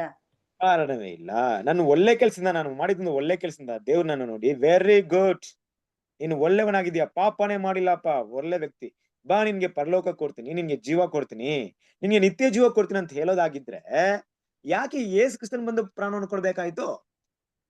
ಅವ್ರು ಹಾಕಿರುವಂತ ಅಂಜಿರದ ಎಲೆಗಳೇ ಅವ್ರಿಗೆ ಚೆನ್ನಾಗಿತ್ತು ಅಂದ್ರೆ ದೇವ್ರು ಯಾಕೆ ಒಂದು ಕುರಿನ ಕಟ್ ಮಾಡಿ ಚರ್ಮವನ್ನ ಕೊಡ್ಬೇಕಾಯ್ತು, ಒಂದು ಪ್ರಾಣಿನ ಬಲಿ ಕೊಡ್ಬೇಕಾಯ್ತು? ಅಂದ್ರೆ ಏನರ್ಥ? ನಮ್ಮ ನೀತಿಯಿಂದ ದೇವ್ರ ಮುಂದೆ ನಿಂತ್ಕೊಳಕ್ ಆಗ್ಲಿಲ್ಲ. ಕರೆಕ್ಟ್ ಅಲ್ವಾ? ಹಾಗಾಗಿ ದೇವ್ರ ಏನ್ ಮಾಡಿದ್ರು, ನಮಗೆ ಒಂದು ನೀತಿಯ ವಸ್ತ್ರವನ್ನ ಕೊಟ್ರು. ಅಂದ್ರೆ ಅದಕ್ಕೆ ನಾವು ನೋಡ್ತೀವಿ, ವಾಕ್ಯವನ್ನು ಓದಿ. ಏಷ್ಯಾ 64ನೇ ಅಧ್ಯಾಯ 6ನೇ ವಾಕ್ಯ, ಏಷ್ಯಾ 64:6.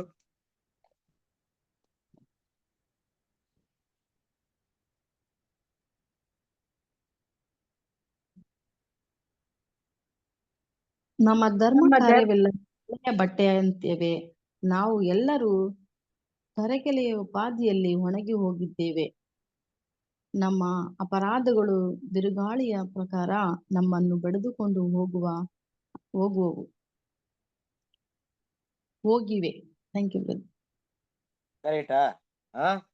ನಾವು ಅಶುದ್ಧವಾದವರು, ನಮ್ಮ ನೀತಿಯ ಕಾರ್ಯಗಳೇನೇನಿದೆ ಮೈಲಿಗೆ ವಸ್ತ್ರಗಳ ಹಾಗಿವೆ, ನಾವೆಲ್ಲರೂ ಎಲೆ ಹಾಗೆ ಬಾಡುತ್ತೇವೆ. ಏನೆಲೆ? ಅದೇ ಅಂಜೂರದ ಎಲೆ ಹಾಕೊಂಡ್ರಲ್ಲ ಅದೇ ರೀತಿ ನಮ್ಮ ಅಕ್ರಮಗಳು ಗಾಳಿಗಳಂತೆ ನಮ್ಮನ್ನು ಎತ್ತಿಕೊಂಡು ಹೋಗಿವೆ. ಹಿಂಗೆ ನಮ್ ಕತೆ. ನಮ್ಮ ನೀತಿ ಎಲ್ಲ ಏನೂ ಇಲ್ಲ. ಆ ದೇವರ ನೀತಿ ಮುಂದೆ, ದೇವರು ಇಟ್ಟಿರುವಂತ ಒಂದು ವಿಷಯಗಳಿಗೆ ಅದೇನಾಗಲ್ಲ. ದೇವ್ರಿಗೆ ಕೊಡುವಂತ ಜೀವಿಕೆ ಅದ್ರ ಮೂಲಕ ದೇವ್ರ ಮುಂದೆ ನಿಂತ್ಕೊಳಕ್ಕಾಗಲ್ಲ. ಓಕೆ, ಇದೆಲ್ಲ ನಮ್ಗೆ ಗೊತ್ತಿರುವಂತ ವಿಷಯ. ಹಾಗೆ ನಾವ್ ಏನ್ ಮಾಡೋಣ, ಈಗ ಮುಖ್ಯವಾಗಿ ನಮ್ಮ ಕರ್ತನಾದ ಯೇಸು ಕ್ರಿಸ್ತನ ಹತ್ರ ಬರೋಣ. ಯೇಸು ಕ್ರಿಸ್ತನ ಆ ವಸ್ತ್ರದಲ್ಲಿ 4 ಭಾಗ ಮಾಡ್ಕೊಂಡಿದ್ದ. ಅಂದ್ರೆ ಇಡೀ ಲೋಕ ಪಾಪದಲ್ಲಿ ಇರ್ಬೇಕಾದ್ರೆ ದೇವ್ರ ಏನ್ ಮಾಡೋದು, ಹೇಗೆ ಏದನ್ ತೋಟದಲ್ಲಿ ಒಂದು ಬಲಿನ ಕೊಟ್ರು, ಹಾಗೆ ಏನ್ ಮಾಡಿದ್ರು, ಇಡೀ ಲೋಕ ರಕ್ಷಕನಿಗೆ, ಇಡೀ ಲೋಕಕ್ಕೆ ವಿಮೋಚನೆ ಮಾಡೋದಕ್ಕೆ ತನ್ನ ಒಬ್ಬನೇ ಮಗನ ಏನ್ ಮಾಡಿದ್ರು, ಕೊಟ್ರು. ಕರೆಕ್ಟ್ ಅಲ್ವಾ? ಹೇಗೆ ಆದಿಕಾಂಡದಲ್ಲಿ ಈ ವಿಷಯ ಮೆನ್ಷನ್ ಆಗಿದೆ. ಆದಿಕಾಂಡದಲ್ಲೇ ಮುಂದೆ ಇಡೀ ಲೋಕವನ್ನ ರಕ್ಷಣೆ ಮಾಡುವಂತ ವಿಷಯವನ್ನ ದೇವ್ರ ಏನ್ ಮಾಡಿದ್ರು, ಆದಾಮನಿಗೆ ಹವ್ವಾಳಿಗೆ ಕೊಡುವಂತ ವಸ್ತ್ರದ ಮೂಲಕ ತಿಳಿಸಿದ್ದಾರೆ. ಅಂದ್ರೆ ನಿಮ್ಮ ನೀತಿಯಿಂದ ನನ್ನ ಮುಂದೆ ನೀವು ಜೀವನ ಪಡ್ಕೊಳಕ್ಕಾಗಲ್ಲ, ಆದ್ರೆ ನಾನೇ ಬಲಿ ಕೊಡ್ತೀನಿ, ನಾನೇ ನನ್ನ ಮಗನ್ನೇ ಕೊಡ್ತೀನಿ. ನನ್ನ ಮಗನ ಕೊಡೋದ್ರಿಂದ ಮಾತ್ರ ನಿಮ್ಗೆ ಏನಾಗುತ್ತೆ, ರಕ್ಷಣೆ ಆಗುತ್ತೆ. ಹಾಗೆ ಇಲ್ಲಿ ಕ್ರಿಸ್ತನ ಪ್ರೀತಿಯ ಸಹೋದರರೇ ಇದೆ, ಇದೇ ಒಂದು ವಿಷಯ ಕರ್ತನಾದ ಯೇಸು ಕ್ರಿಸ್ತನ ಆ ಹೊದಿಕೆ, ಅಂದ್ರೆ ವಸ್ತ್ರಗಳಿಗೆ ಒಂದು ಸೂಚಕ ಕಾರ್ಯವಾಗಿದೆ. ಅಂದ್ರೆ ಇಲ್ಲಿ ಏನಪ್ಪ ಬರ್ತಾ ಇದೆ ಅಂದ್ರೆ, ನೋಡ್ರಿ, ಅಲ್ಲಿ ದೇವ್ರ ಮುಂದೆ ನೀತಿವಂತರಾಗೋದಿಕ್ಕೆ ನಮ್ಮ ನೀತಿಯಿಂದ ಆಗಲ್ಲ ಅಂತ ಗೊತ್ತಾಯ್ತು. ಸರಿ, ಆಯ್ತು. ಈಗ ಯೇಸು ಕ್ರಿಸ್ತನ ವಿಷಯ ಬಂದಾಗ, ಹೌದು, ಯೇಸು ಕ್ರಿಸ್ತನ ಅಮೂಲ್ಯವಾದ ರಕ್ತದಿಂದಲೇ, ಯೇಸು ಕ್ರಿಸ್ತನ ಕೊಟ್ಟಿರುವಂತ ರ್ಯಾನ್ಸಮ್ ಸ್ಯಾಕ್ರಿಫೈಸ್ ಇಂದಲೇ ನಮ್ಮೆಲ್ಲರಿಗೂ ಜೀವ ಇದೆ ಅಂತ ಗೊತ್ತು. ಆದ್ರೆ ಕ್ರಿಸ್ತನ ಪ್ರೀತಿಯ ಸಹೋದರರೇ, ಇಲ್ಲಿ ಮುಖ್ಯವಾದ ವಿಷಯನ ತಿಳ್ಕೊಳ್ಳೋಣ. ಇಲ್ಲಿ ಆತನ ವಸ್ತ್ರವನ್ನ 4 ಭಾಗ ಅಂತ ತಿಳಿಸ್ಕೊಡಿದಾರಲ್ಲ, ಏನಿರ್ಬಹುದು 4 ಭಾಗ? ಯಾವ ವಿಷಯವನ್ನು ತೋರಿಸ್ಕೊಡ್ಬೋದು? ಮಾಡ್ಬೇಕು, ಅರ್ಥ ಮಾಡ್ಕೊಬೇಕು. ಕರೆಕ್ಟ್ ಅಲ್ವಾ? ಆ 4 ಭಾಗಗಳನ್ನ ಎಲ್ಲರೂ ಹಂಚ್ಕೊಂಡ್ಬಿಟ್ರು. ಈಗ ಯೇಸು ಕ್ರಿಸ್ತನ ಶಿಲುಬೆಗೆ ಹೊಡೆದಿದ್ದಾರೆ ಯಾರೋ, ಆ ಸೋಲ್ಜರ್ಸ್ ಆ ಕೆಲಸವನ್ನು ಮಾಡಿದ್ದಾರೆ. ಈಗ ಯೇಸು ಕ್ರಿಸ್ತನ ಶಿಲುಬೆಯಲ್ಲಿ ಹಾಕಿದಂತ ವಿಷಯ ಏನಪ್ಪಾ ಅಂದ್ರೆ, ಆ 4 ಜನ ಸೈನಿಕರನ್ನ ಯಾವ ರೀತಿ ತಗೊಳ್ತೀರಾ ಅಂದ್ರೆ, ಇಡೀ ಲೋಕಕ್ಕೆ ತಗೊಳ್ರಿ. ಯಾರಿಗೆ ತಗೊಳ್ತೀರಾ? ಇಡೀ ಲೋಕಕ್ಕೆ. ಈ ಇಡೀ ಲೋಕ ಏನ್ ಮಾಡ್ತು ಅಂದ್ರೆ, ದೇವಕುಮಾರನ ಕರ್ತನಾದ ಯೇಸು ಕ್ರಿಸ್ತನ ಶಿಲುಬೆಯಲ್ಲಿ ಹಾಕಿದ್ದಾರೆ. ಯಾವ ರೀತಿಲಿ? ಹೌದು, ನಾವೆಲ್ಲರೂ ಪಾಪ ಮಾಡಿದ್ದೀವಿ. ನಮ್ಮ ಪಾಪದ ಫಲವನ್ನ ದೇವ್ರು ಯಾರ ಮೇಲೆ ಹಾಕಿದ್ದಾರೆ? ಕರ್ತನಾದ ಯೇಸು ಕ್ರಿಸ್ತನ ಮೇಲೆ ಹಾಕಿದ್ದಾರೆ. ಆದ್ರೆ ನಾವೇನ್ ತಿಳ್ಕೊಂಡಿವಿ? ನಾವು ಏನ್ ಅರ್ಥ ಮಾಡ್ಕೊಂಡಿದೀವಿ ಅಂದ್ರೆ, ನಾವೆಲ್ಲರೂ ಅಯ್ಯೋ ಆತನೇ ತಪ್ಪು ಮಾಡಿದಾರಪ್ಪ, ಆತನ ಮಾಡಿದಂತ ತಪ್ಪಿಗೆ ಏನ್ ಮಾಡ್ತಾ ಇದ್ರೆ, ಅನುಭವಿಸ್ತಾ ಇದಾರೆ ಅಂತ ನಾವೆಲ್ಲರೂ ತಿಳ್ಕೊಂಡಿದೀವಾ? ಈ ರೀತಿ ಭಾವನೆ ಇಡೀ ಲೋಕಕ್ಕಿದೆ, ನಮ್ಗಿಲ್ಲ, ದೇವ್ರ ಮಕ್ಳಿಗಿಲ್ಲ. ದೇವ್ರ ಮಕ್ಳು ಗೊತ್ತಾಯ್ತು. ಇಡೀ ಲೋಕ ಏನಂತ ಯೋಚನೆ ಮಾಡ್ತಿದೆ ಇವತ್ತು? ಆತನು ಮಾಡಿದ ತಪ್ಪಿಗೆ ಏನ್ ಮಾಡಿದಾನೆ? ಆತನು ಅನುಭವಿಸ್ತಾನೆ. ಗೊತ್ತಲ್ವಾ? ಏಷ್ಯಾ 53ನೇ ಅಧ್ಯಾಯ 5ನೇ ವಾಕ್ಯ. ಗೊತ್ತಿರೋ ವಾಕ್ಯನೇ, ಒಂದ್ಸರಿ ಓದ್ಬಿಡಿ. ಏಷ್ಯಾ 53ನೇ ಅಧ್ಯಾಯ 5ನೇ ವಾಕ್ಯ. ನಮ್ಮ ದ್ರೋಹಗಳ ದೆಸೆಯಿಂದ ಅವನಿಗೆ ಗಾಯವಾಯಿತು, ನಮ್ಮ ಅಪರಾಧಗಳ ನಿಮಿತ್ತ ಅವನು ಜಜ್ಜಲ್ಪಟ್ಟನು. ನಮಗೆ ಸುಕ್ಷೇಮವನ್ನು ಉಂಟು ಮಾಡುವ ದಂಡನೆಯನ್ನು ಅವನು ಅನುಭವಿಸಿದನು. ಅವನ ಬಾಸುಂಡಗಳಿಂದ ನಮಗೆ ಗುಣವಾಯಿತು. ಅಲ್ವರಾ? ಆತನ ಬಾಸುಂಡೆಗಳಿಂದ ನಮಗೆ ಗುಣವಾಯಿತು. 4ನೇ ವಾಕ್ಯ ಓದಿದ್ರಾ? 4ನೇ ವಾಕ್ಯ ಒತ್ತಿನ ನಿಜವಾಗಿಯೂ ನಮ್ಮ ನಿಜವಾಗಿಯೂ ನಮ್ಮ ಸಂಕಷ್ಟಗಳನ್ನು ಅನುಭವಿಸಿದನು. ಅವನ ಹೊತ್ತ ಹೊರೆಯು ನಮ್ಮ ಸಂಕಟವೇ ಹೌದು. ನಾವಾದರೂ ಅವನು ದೇವರಿಂದ ಬಾಧಿತನು, ಪೆಟ್ಟು ತಿಂದವನು, ಕುಗ್ಗಿಸಲ್ಪಟ್ಟವನು ಎಂದು ಭಾವಿಸಿಕೊಂಡೆವು. ಅಲ್ವರಾ? ನೋಡಿ, ನಾವಾದ್ರೆ ಏನಂತ ಭಾವಿಸ್ಕೊಂಡಿದೀವಿ? ದೇವರಿಂದ ಹೊಡೆಯಲ್ಪಟ್ಟವನು, ಹಿಂಸಿಸಲ್ಪಟ್ಟವನು, ಪೆಟ್ಟು ತಿಂದವನು ಅಂತ ಭಾವಿಸ್ಕೊಂಡಿದ್ವಿ. ಕರೆಕ್ಟ್ ಅಲ್ವಾ? ಓಕೆ, ಇದು ನಮ್ಮ ಇಡೀ ಲೋಕದ ಒಂದು ಭಾವನೆ. ಆದ್ರೆ ನಿಜವಾಗ್ಲೂ ಆತನು ಹೊಡೆದಿದ್ದೇನಕ್ಕೆ? ಆತನ ಅನುಭವಿಸಿದ ಕಷ್ಟಗಳು ಯಾರಿಗೋಸ್ಕರ? ನಮಗೋಸ್ಕರ. ಕರೆಕ್ಟಾ? ಅದೇ ಪಿಕ್ಚರ್ ಇಲ್ಲಿ ತಗೊಂಡ್ಬಂದ್ರೆ ಆತನು ಬಟ್ಟೆ ಇಲ್ದೇ ಇರೋದನ್ನ ನೋಡಿದೀವಿ ನಾವು. ಆದ್ರೆ ನಿಜವಾಗ್ಲೂ ಆತನು ಬಟ್ಟೆ ಇಲ್ದೇ ಆಗಿರೋದು ಯಾರಿಗೋಸ್ಕರ? ನಮಗೋಸ್ಕರ. ಅಂದ್ರೆ ನಮ್ಮ ಬೆತ್ತಲೆತನವನ್ನ ಕ್ಲೋಸ್ ಮಾಡಕ್ಕೆ, ನಮ್ಮ ಪಾಪವನ್ನ ಕವರ್ ಮಾಡೋದಿಕ್ಕೆ. ಕರೆಕ್ಟಾ? ಇಡೀ ಲೋಕದ ಪಾಪವನ್ನ ಕವರ್ ಮಾಡಕ್ಕೆ ಆತನು ವಸ್ತ್ರವಿಲ್ಲದವನಾದನು. ಆತನ ವಸ್ತ್ರದಿಂದ ಇಡೀ ಲೋಕಕ್ಕೆ ಏನ್ ಮಾಡ್ಬೇಕು? ರಕ್ಷಣೆಯ ವಸ್ತ್ರವನ್ನು ಕೊಡ್ಬೇಕಾಯ್ತು. ಸರಿ, ಈಗ 4 ಭಾಗ ಅಂತಿದೆ. ಏನದು 4 ಭಾಗ? ಯಾವುದದು 4 ಭಾಗ? 4 ಭಾಗ ಏನನ್ನ ಸೂಚಿಸುತ್ತೆ? ಯೇಸು ಕ್ರಿಸ್ತನಿಂದ ಸಿಗುವಂತ 4 ಭಾಗ ಅಂದ್ರೆ 4 ವಿಧವಾದ ಜನರಿಗೆ ರಕ್ಷಣೆ ಹೋಗ್ಬೇಕು. ಅಂದ್ರೆ 4 ವಿಧವಾದ ರಕ್ಷಣೆ. ನೀವು ಕೂಡ ಪಾಠ ಕೇಳಿರ್ತೀರಾ. 4 ವಿಧವಾದ ಪುನರುತ್ಥಾನ ಕೇಳಿರ್ತೀರಾ.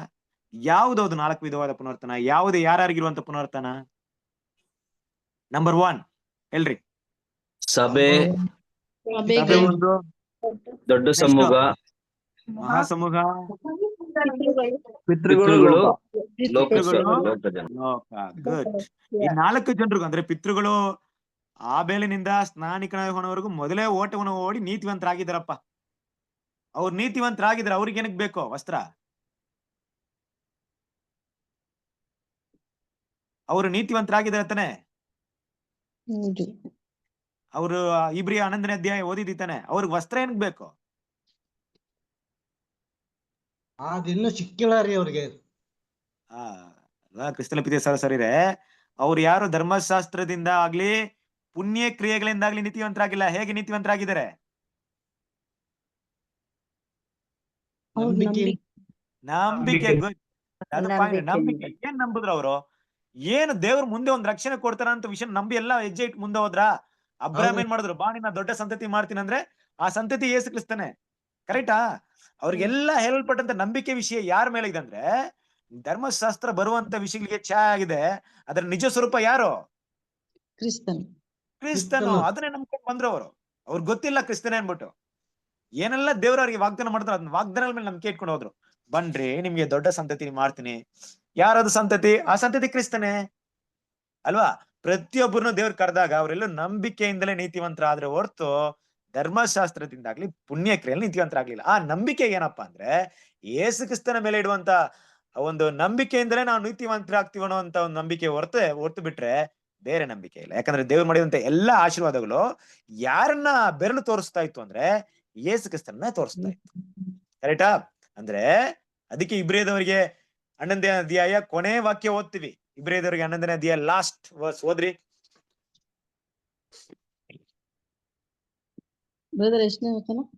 ಇಬ್ರಿಯದವರಿಗೆ 11ನೇ ಅಧ್ಯಾಯ ಕೊನೆ ವಾಕ್ಯ. ಒಂದು ಅಧ್ಯಾಯದಲ್ಲಿ ಕೊನೆ ವಾಕ್ಯ ಬರುತ್ತಲ್ಲ, ಅದನ್ನ ಓದ್ರಿ.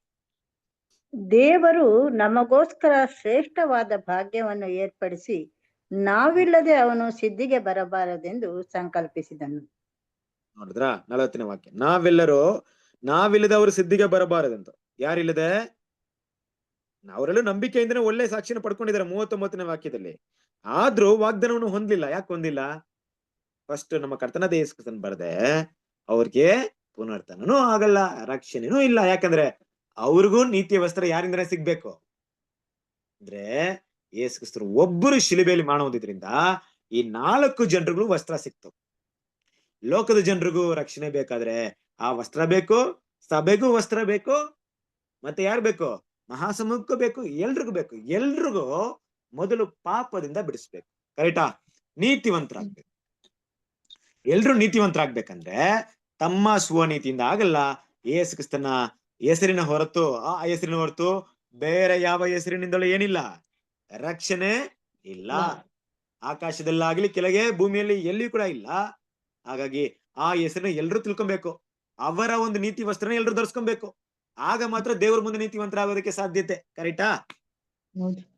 ಎಸ್, ಇದು ನಮ್ಮೆಲ್ರಿಗೂ ಗೊತ್ತಿರುವಂತ ಟಾಪಿಕ್. ಆದ್ರೆ ನಾವಿವತ್ತು ನೋಡ್ತಿರುವಂತ ಮುಖ್ಯವಾದ ಟಾಪಿಕ್ ಏನಪ್ಪಾ ಅಂದ್ರೆ, ಆ 4 ವಸ್ತ್ರಗಳನ್ನ ಭಾಗ ಮಾಡ್ಕೊಂಡ್ಬಿಟ್ರು. ಕರೆಕ್ಟ್, 4 ವಿಧವಾದ ರಕ್ಷಣೆ ಇದೆ. 4 ವಿಧವಾದ ರಕ್ಷಣೆ, 4 ವಿಧವಾದ ಪುನರುತ್ಥಾನ ಕರ್ಕೊಂಡ್ ಬರುತ್ತೆ. ಆದ್ರೆ ಆ ನಿಲುವಂಗಿನ ಏನ್ ಮಾಡಿಲ್ಲ, ಭಾಗ ಮಾಡ್ಕೊಂಡಿಲ್ಲ. ಬದಲಾಗಿ ಏನ್ ಮಾಡಿದ್ರು, ಚೀಟಿ ಹಾಕಿದ್ರು. ನಿಲುವಂಗಿಗೆ ಏನ್ ಮಾಡಿದ್ರು, ಚೀಟಿ ಹಾಕಿದ್ರು. ಚೀಟಿ ಯಾರಿಗ್ ಬೇಕಾದ್ರೂ ಬೀಳ್ಬೋದಾಯ್ತು. ಕರೆಕ್ಟಾ? ಆ 4 ಜನರಲ್ಲಿ ಯಾರಿಗ್ ಬೇಕಾದ್ರೂ ಬೀಳ್ಬೋದಾಯ್ತು. ಹಾಗೆ ಈ ನಿಲುವಂಗಿ ಏನನ್ನ ಸೂಚಿಸ್ತಾ ಇದೆ, ಅದು ತುಂಬಾ ಸುಂದರವಾಗಿ ಮೇಲಿಂದ ಕೆಳಗೆವರೆಗೂ ಅಖಂಡವಾಗಿ ಹೊಳೆಯಲ್ಪಟ್ಟಿತ್ತು. ಅಂದ್ರೆ ಎಲ್ಲೂ ಏನಿಲ್ಲ, ಅದು ಪೀಸ್ ಮಾಡಿ ಕನೆಕ್ಟ್ ಮಾಡಿರ್ಲಿಲ್ಲ. ಅದೇನಾಗಿತ್ತು ಅಂದ್ರೆ ಸಂಪೂರ್ಣವಾಗಿ ಹೊಳೆಯಲ್ಪಟ್ಟಿತ್ತು. ಈ ವಿಶೇಷವಾದಂತ ಈ ನಿಲುವಂಗಿ ಯಾರಿಗ್ ಮಾತ್ರ ಹೋಗ್ತಾ ಇತ್ತು ಅಂದ್ರೆ, ಅದು ಯಾರಿಗೆ ಚೀಟಿ ಬೀಳುತ್ತೋ ಅವ್ರಿಗೆ ಹೋಗ್ತಾ ಇತ್ತು. ಈಗ ವಿಷಯವನ್ನ ಓದ್ರಿ, ಅಲ್ಲಿರೋದ್ನ ಶಾಂತ ಮಾಸ್ಟರ್ ನೀವೇ ಓದ್ರಿ, ಕಾಣಿಸುತ್ತಾ?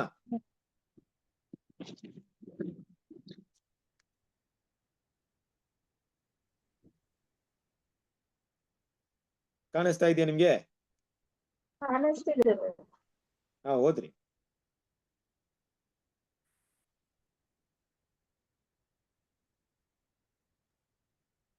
ಓದ್ಲಾ ಬ್ರದರ್? ಆಯ್ತು, ನಿಮ್ಗೆ ಆಗಿಲ್ಲ ಅಂದ್ರೆ ಬೇರೆಯವ್ರು ಓದ್ತಾರೆ ಬಿಡಿ. ಓದ್ರಿ ಪ್ರಕಾಶ್ ಬ್ರದರ್. ಆ ನಿಲುವಂಗಿಯು ಕ್ರಿಸ್ತನ ನೀತಿಯ ಅದ್ಭುತ ಸಂಕೇತವಾಗಿದೆ.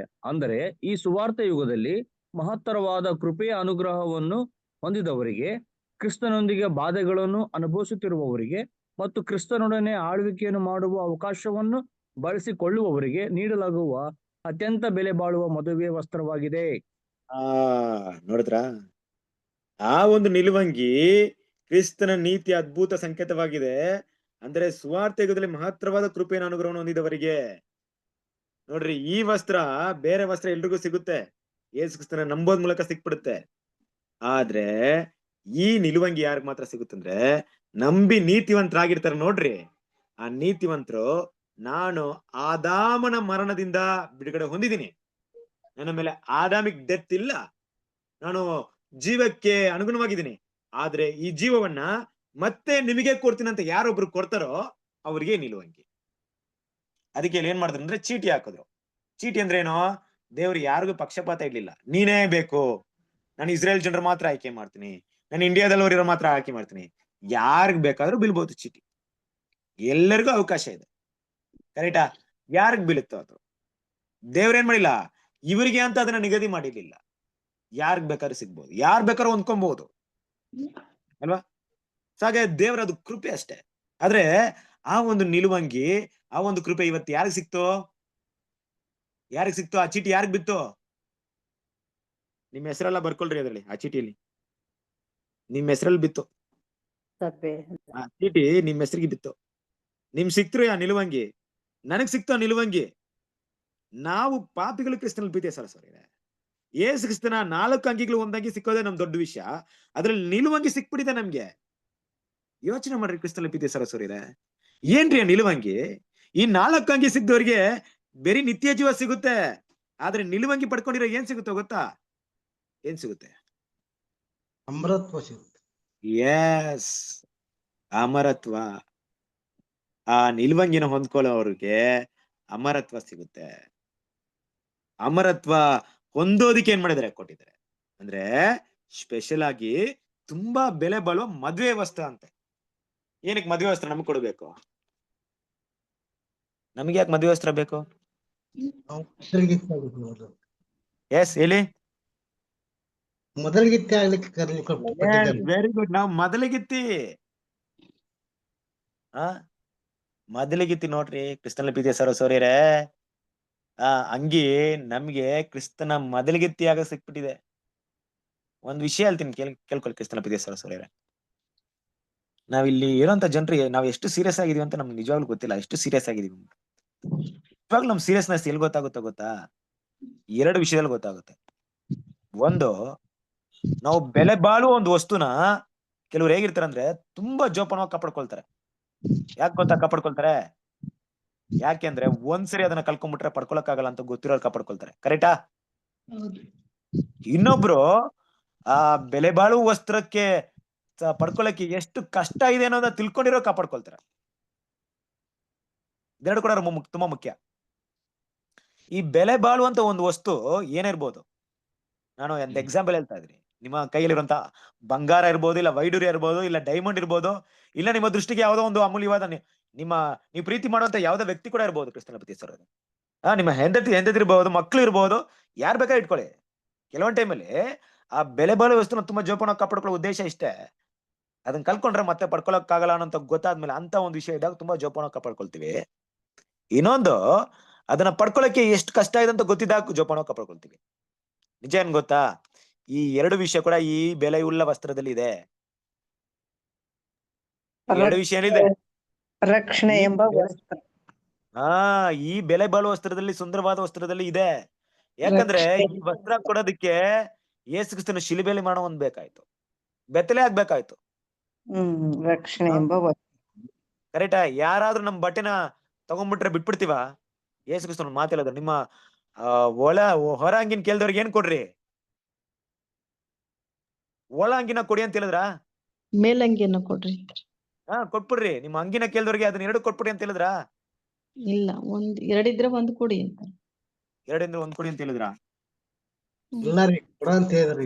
ಒಳಂಗಿ ಬಿಟ್ಟು ಕೊಟ್ಟವ್ರಿಗೆ ಮೇಲಂಗಿ ಕೊಡ್ರಿ. ಮೇಲಂಗಿನೂ ಸಹ ಒಳಂಗಿನೂ ಕೊಡಕ್ ಹೇಳಿದ್ರ? ಕೊಡಕ್ ಹೇಳಿಲ್ವಾ? ಮೇಲಿರೋದನ್ನು ಬಿಟ್ಟು ಕೊಡ ಅಂತ ಹೇಳಿದ್ರು. ಎಲ್ಲಿದೆ ವಾಕ್ಯ? ಎಲ್ಲಿದೆ?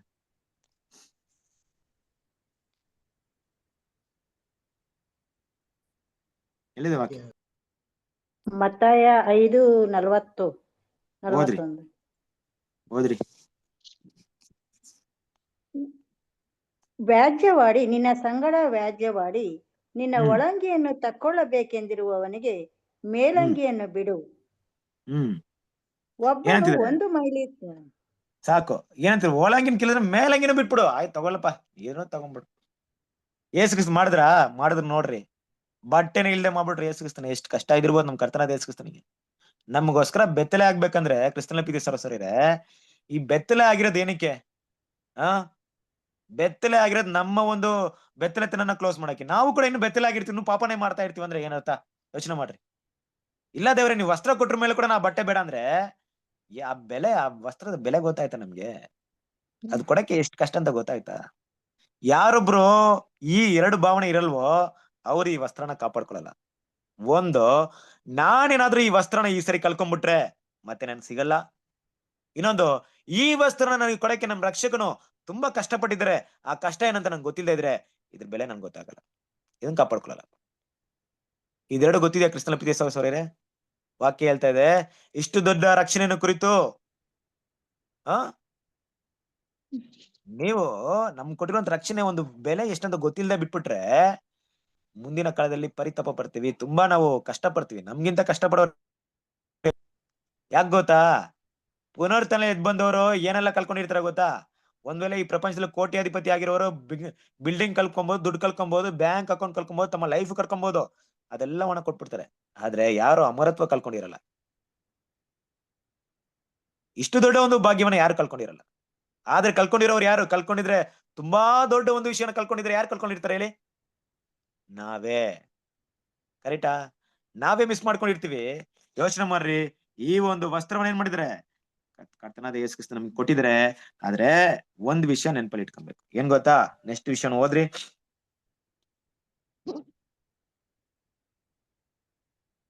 ಆತನೊಂದಿಗೆ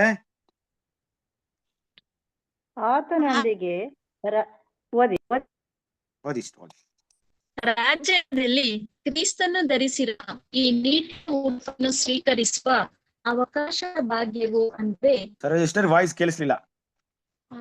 ಇಲ್ಲಿ ನೆಟ್ವರ್ಕ್ ಪ್ರಾಬ್ಲಮ್ ಇದೆ, ನೆಟ್ವರ್ಕ್ ಇಶ್ಯೂ ಇರ್ಬೋದು.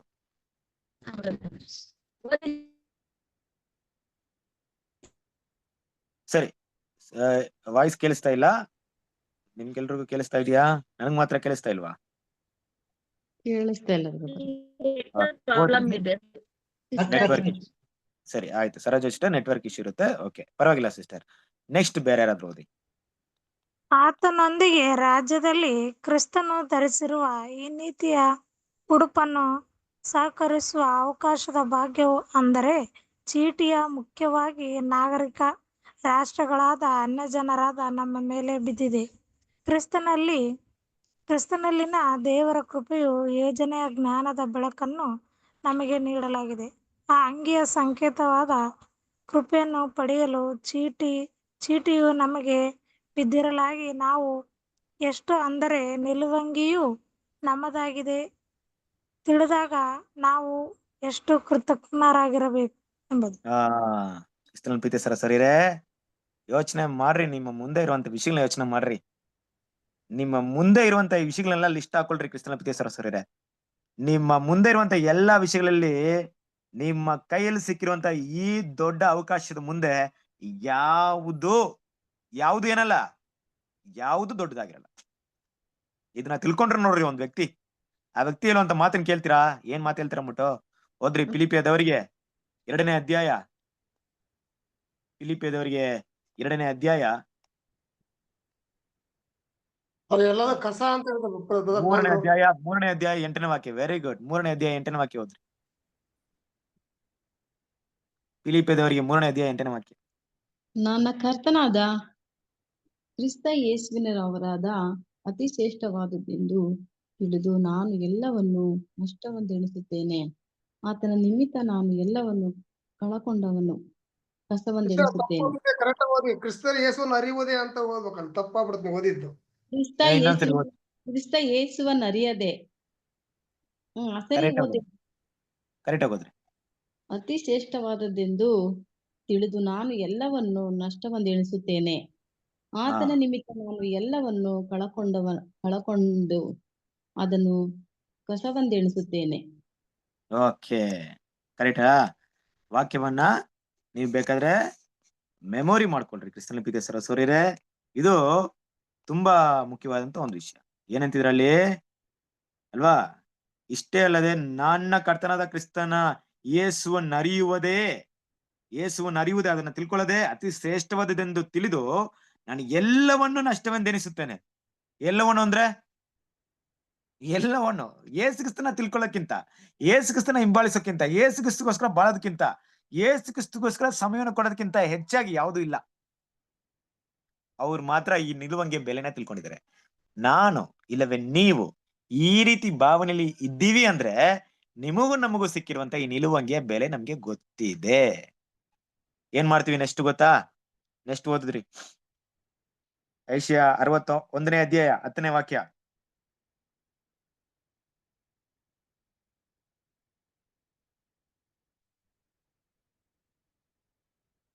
ಐಶಿಯಾ 61ನೇ ಅಧ್ಯಾಯ 10ನೇ ವಾಕ್ಯ.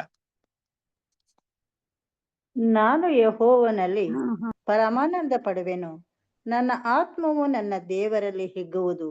ವರನು ಬಾಸಿಂಗವನ್ನು ಧರಿಸಿಕೊಳ್ಳುವಂತೆಯೂ ವಧುವು ತನ್ನನ್ನು ಆಭರಣಗಳಿಂದ ಅಲಂಕರಿಸಿಕೊಳ್ಳುವ ಹಾಗೂ ಆತನು ನನಗೆ ರಕ್ಷಣೆ ಎಂಬ ವಸ್ತ್ರವನ್ನು ಹೊದಿಸಿ ಧರ್ಮವೆಂಬ ನಿಲುವಂಗಿಯನ್ನು ತೊಡಿಸಿದ್ದಾನಲ್ಲ.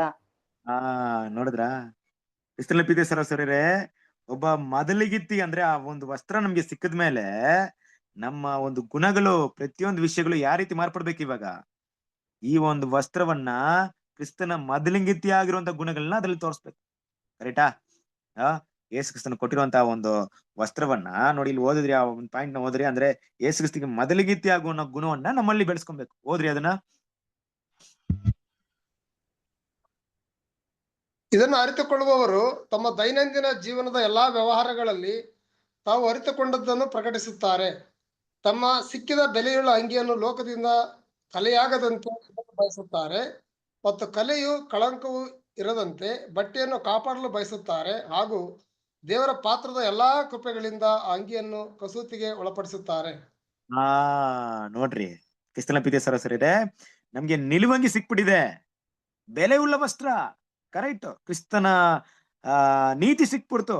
ನಾವು ಮತ್ತೆ ಮತ್ತೆ ಪಾಪ ಮಾಡಿ ದೇವರ ಕೃಪೆ ಹತ್ರ ಹೋದಾಗ ನೋಡಿ, ಅದ್ರಲ್ಲಿ ಒಂದು ಪಾಯಿಂಟ್ ಹೇಳ್ತಾರೆ, ತಮಗೆ ಸಿಕ್ಕಿದ್ದ ಬೆಲೆಯುಳ್ಳ ಅಂಗಿಯನ್ನು ಲೋಕದಿಂದ ಕಲೆಯಾಗದಂತೆ, ಕೊಳೆಯಾಗದಂತೆ ಅಲ್ವಾ, ಯಾವುದೇ ಒಂದು ವಸ್ತ್ರಕ್ಕೆ ಏನೋ ಒಂದು ಏನಂತಾರೆ ಕೊಳೆ ತಗಲ್ದಾಗಿ ನೋಡ್ಕೊಳ್ಬೇಕಂದ್ರೆ ಏನ್ ಮಾಡ್ಬೇಕು?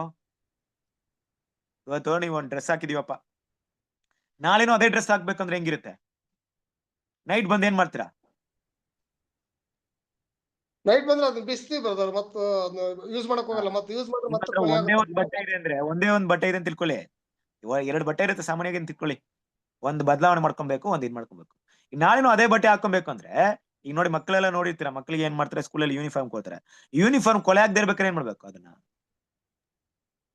ಬಹಳ ಹುಷಾರಾಗಿ ವಾಶ್ ಮಾಡ್ಬೇಕು. ಕರೆಕ್ಟಾ?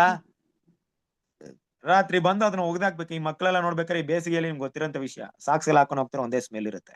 ನೈಟ್ ಬಂದು ಅದನ್ನ ಒಗ್ದಾಕ್ಬೇಕು, ಇಲ್ದ್ರೆ ನಾಳೆ ದಿವಸ ತಡ್ಕೊಳಕ್ ಆಗಲ್ಲ. ಹಾಗೆ ಕ್ರಿಸ್ತನ ಪ್ರೀತಿಯ ಸಹೋದರರೇ, ಕಲೆ ಆಗ್ದಂಗೆ ಇರ್ಬೇಕಾದ್ರೆ ಏನ್ ಮಾಡ್ಬೇಕು? ಪ್ರತಿದಿನ ಕ್ರಿಸ್ತನ ಕೃಪಾಸನದ ಮುಂದೆ ಹೋಗ್ಬೇಕು. ಕೃಪಾಸನದ ಮುಂದೆ ಹೋಗಿ ನಮ್ಮನ್ನ ಸರಿಪಡಿಸ್ಕೊಬೇಕು. ಅವತ್ತು ಲೆಕ್ಕವನ್ನ ಅವತ್ತು ಒಪ್ಪಿಸ್ಕೊಡ್ಬೇಕು. ಇವತ್ ಮಾಡಿದಂತ ಪಾಪದಿಂದ ಹೊರಡೆ ಬರ್ಬೇಕು.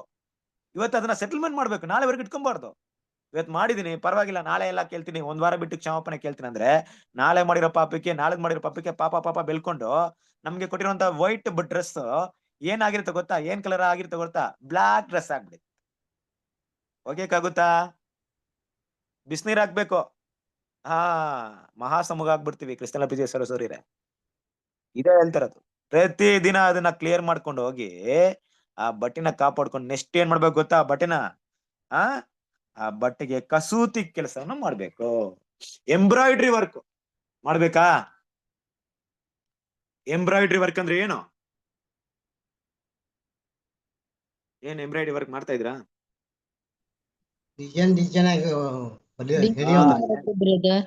ಡಿಸೈನ್ ಆಗಿರ್ಬೇಕು. ನಾವಂತೂ ಲೋಕಕ್ಕೆ ಡಿಸೈನ್ ಆಗಿರಲ್ಲ, ದೇವ್ರಿಗೆ ಡಿಸೈನ್ ಆಗಿರ್ಬೇಕು. ಗೊತ್ತಾ? ಲೋಕ ನಮ್ಮನ್ನ ಡಿಸೈನ್ ಆಗಿ ನೋಡೋದೇ ಇಲ್ಲ. ಯಾರಿಗೂ ಹೋಲ್ಕೊಳ್ಳ, ನಾವು ಬಟ್ಟೆ ಹಾಕಿದ್ರೆ ನೋಡೋದು. ನಿಜವಾಗ್ಲೂ ಡಿಸೈನ್, ನಿಜವಾಗ್ಲೂ ಅಲಂಕಾರ ಹೆಂಗಿರುತ್ತೆ? ದೇವರಿಗೆ ಮೆಚ್ಚುಗಾದ ರೀತಿಲಿ ಇರುತ್ತೆ. ಅಂತ ಗುಣಗಳು ಏನ್ ಮಾಡ್ಬೇಕು? ದೇವ್ರ ಮಕ್ಳು ಬೆಳೆಸ್ಕೊಬೇಕು. ಕರೆಕ್ಟಾ? ಇಲ್ಲದಿದ್ರೆ ಬರೀ ಬಟ್ಟೆನ ಏನ್ ಮಾಡಲ್ಲ, ಬಟ್ಟೆನ ಈಗ ಏನು ಈಗ ಮದ್ವೆ ಒಂದು ಸ್ತ್ರೀ ಏನು ಒಂದು ಏನಂತಾರೆ, ಯಾವುದೇ ಒಂದು ಕಸೂತಿ ಕೆಲಸ ಇಲ್ದೆ ಒಂದ್ ಬಟ್ಟೆನ ಹಾಕೊಂಡ್ರೆ ಚೆನ್ನಾಗಿರ್ತಾರ? ಇಲ್ಲ ರೀ. ಅಂದ್ರೆ ಏನ್ ಮಾಡ್ಬೇಕು? ಅಲಂಕಾರ ಮಾಡ್ಕೊಬೇಕು, ಸಿಂಗಾರ ಈಗ ಎಲ್ರ ಡ್ರೆಸ್ಗಿಂತ ಹೆಂಗಿರ್ಬೇಕಲ್ಲಿ? ಎಲ್ರಿಗಿಂತ ಅಲಂಕಾರ ಇರ್ಬೇಕು. ಕರೆಕ್ಟಾ? ಓದ್ರಿ ವಾಕ್ಯವನ್ನ ಓದ್ರಿ. 1 ತಿಮೋಥೆಯಿಂದ ಅವರಿಗೆ ತೀತನಿಗೆ ಬರೆದಂತ ಪತ್ರಿಕೆ 2ನೇ ಅಧ್ಯಾಯ 10ನೇ ವಾಕ್ಯ ಓದ್ರಿ.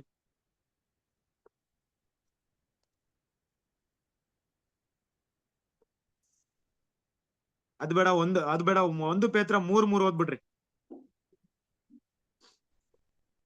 1 ಪೇತ್ರ 3:3 ಮತ್ತೆ 3:4 ಓದ್ಬಿಡ್ರಿ.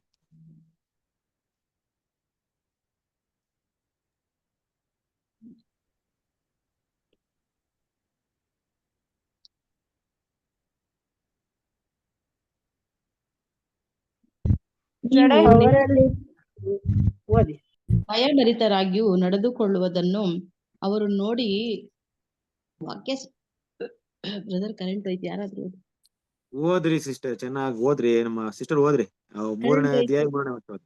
ಕರೆಂಟ್ ಹೊಂಟೈತಿ. ನೀವು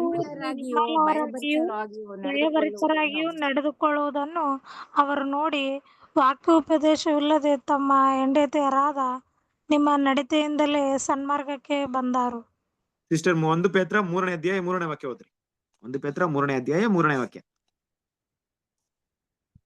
ನೀವು ನಿರ್ಮಲರಾಗಿಯೂ ಭಯಭರಿತರಾಗಿಯೂ ನಡೆದುಕೊಳ್ಳುವುದನ್ನು ಅವರು ನೋಡಿ ವಾಕ್ಯೋಪದೇಶವಿಲ್ಲದೆ ತಮ್ಮ ಹೆಂಡತಿಯರಾದ ನಿಮ್ಮ ನಡತೆಯಿಂದಲೇ ಸನ್ಮಾರ್ಗಕ್ಕೆ ಬಂದಾರು. 3:3 ಅದೇ ಇದೆಯಾ? ಬ್ರದರ್ ಅದೇ ಇರೋದು, ನನಗೆ ಕರೆಂಟ್ ಹೋಯ್ತು ಅದಕ್ಕೆ. ಓದ್ರಿ.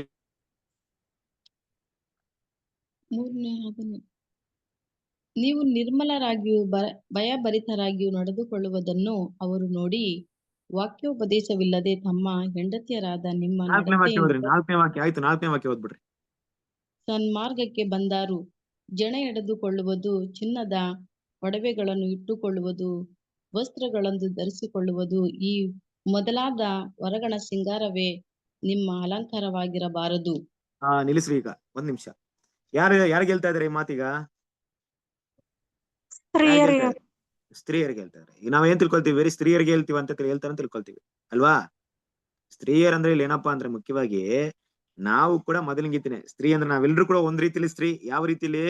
ಕ್ರಿಸ್ತನ ಮೊದಲಿಂಗಿತಿ ಅಂತ ವಿಷಯ ಬಂದಾಗ ನಾವೆಲ್ಲರೂ ಸ್ತ್ರೀ, ಕರೆಕ್ಟಾ? ನಾವೆಲ್ಲರೂ ಸ್ತ್ರೀಯರೇ, ಆತನ ಮೊದಲಿಂಗನು. ಏನಪ್ಪಾ ಅಂದ್ರೆ ಹೊಳಗಿನ ಅಲಂಕಾರ ಅಂದ್ರೆ ಹೊರನೋಟಕ್ಕೆ ನಾನು ಒಳ್ಳೆಯವನಾಗಿ ಕಾಣಿಸ್ಕೊಳ್ಬೇಕು, ಚೆನ್ನಾಗಿ ಕಾಣಿಸ್ಕೊಳ್ಬೇಕು, ಅದಕ್ಕೆ ಜಾಸ್ತಿ ಇಂಪಾರ್ಟೆನ್ಸ್ ಕೊಟ್ಕೊಂಡು ಜನರ ಮುಂದೆ ಒಳ್ಳೆಯವನಾಗಿರ್ಬೇಕು, ಜನರು ನನ್ನ ಹೊಗಳ್ಬೇಕು, ನನ್ನ ಡ್ರೆಸ್ ಕೋಡ್, ನನ್ನ ಎಲ್ಲಾ ಪ್ರತಿಯೊಂದು ವಿಷಯಗಳನ್ನ ನಾನು ಮಾತಾಡುವಂತ ಮಾತನ್ನ ಶೈಲಿ ಇರ್ಬೋದು, ನಾನು ಹಾಕಿರುವಂತ ಎಲ್ಲ ನೋಡಿ ಜನರು ಹೊಗಳ್ಬೇಕು ಅನ್ನಂತ ಅದೇ ವಿಷಯಕ್ಕೆ ಇವತ್ತು ಜನರು ಏನ್ ಮಾಡ್ತಾರೆ ಅಂದ್ರೆ ತಮ್ಮ ಲೈಫ್ ಪೂರ್ತಿ ಸ್ಪೆಂಡ್ ಮಾಡ್ತಾ ಇದ್ರು. ಗೊತ್ತಾ ನಿಮ್ಗೆ? ತಮ್ಮ ಜೀವನ ಪೂರ್ತಿ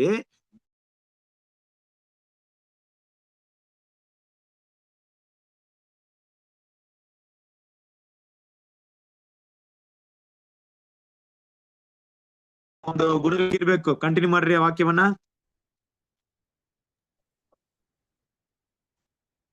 ಸಾತ್ವಿಕವಾದ ಶಾಂತ ಮನಸ್ಸು ಎಂಬ ಒಳಗಣ ಭೂಷಣವೇ ನಿಮ್ಮ ಅಲಂಕಾರವಾಗಿರಲಿ. ಒಳಗಣ ಭೂಷಣ ಅಂದ್ರೆ ಏನರ್ಥ? ಹೃದಯ. ನಿಮ್ಮ ಕಸೂತಿ ಕೆಲಸ ಡ್ರೆಸ್ ಅಲ್ಲ, ಹೃದಯದಲ್ಲಿ ನಮ್ಮ ಗುಣಗಳಲ್ಲಿ ಬದಲಾವಣೆ ಆಗ್ಬೇಕು. ಹೃದಯದಲ್ಲಿ ಕಸೂತಿ ಕೆಲಸ ಮಾಡೋದಂದ್ರೆ ಒಂದು ವಸ್ತ್ರಕ್ಕೆ ನೀವೇನ್ ಮಾಡ್ತೀರಾ? ಒಂದು ಗಮ್ಮಲ್ಲ ಹಾಕ್ಬಿಟ್ಟು ಕಸೂತಿ ಕೆಲಸ ಮಾಡ್ಬಿಡ್ತೀರಾ? ಸೂಜಿ ತಕೊಂಡ್ ಚುಚ್ತೀರಾ?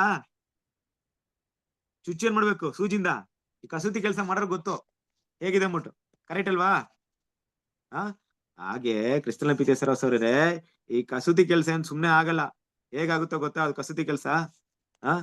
ಕಸೂತಿ ಕೆಲಸ ಮಾಡ್ಬೇಕಂದ್ರೆ ಹೆಂಗಾಗುತ್ತೆ? ಅನೇಕ ಬಾಧೆಗಳೇನ್ ಮಾಡ್ಬೇಕು? ಪಡ್ಬೇಕಾಗುತ್ತೆ. ಇಬ್ರಿಯದವರ 2ನೇ ಅಧ್ಯಾಯ 10ನೇ ವಾಕ್ಯ ಮುಗಿಸ್ಬಿಡ್ತೀನಿ ಒಂದ್ 5 ನಿಮಿಷದಲ್ಲಿ. ವಾಕ್ಯ ನೋಡಿ, ಓದ್ರಿ. ಇಬ್ರಿಯದವರ 2ನೇ ಅಧ್ಯಾಯ 10ನೇ ವಾಕ್ಯ.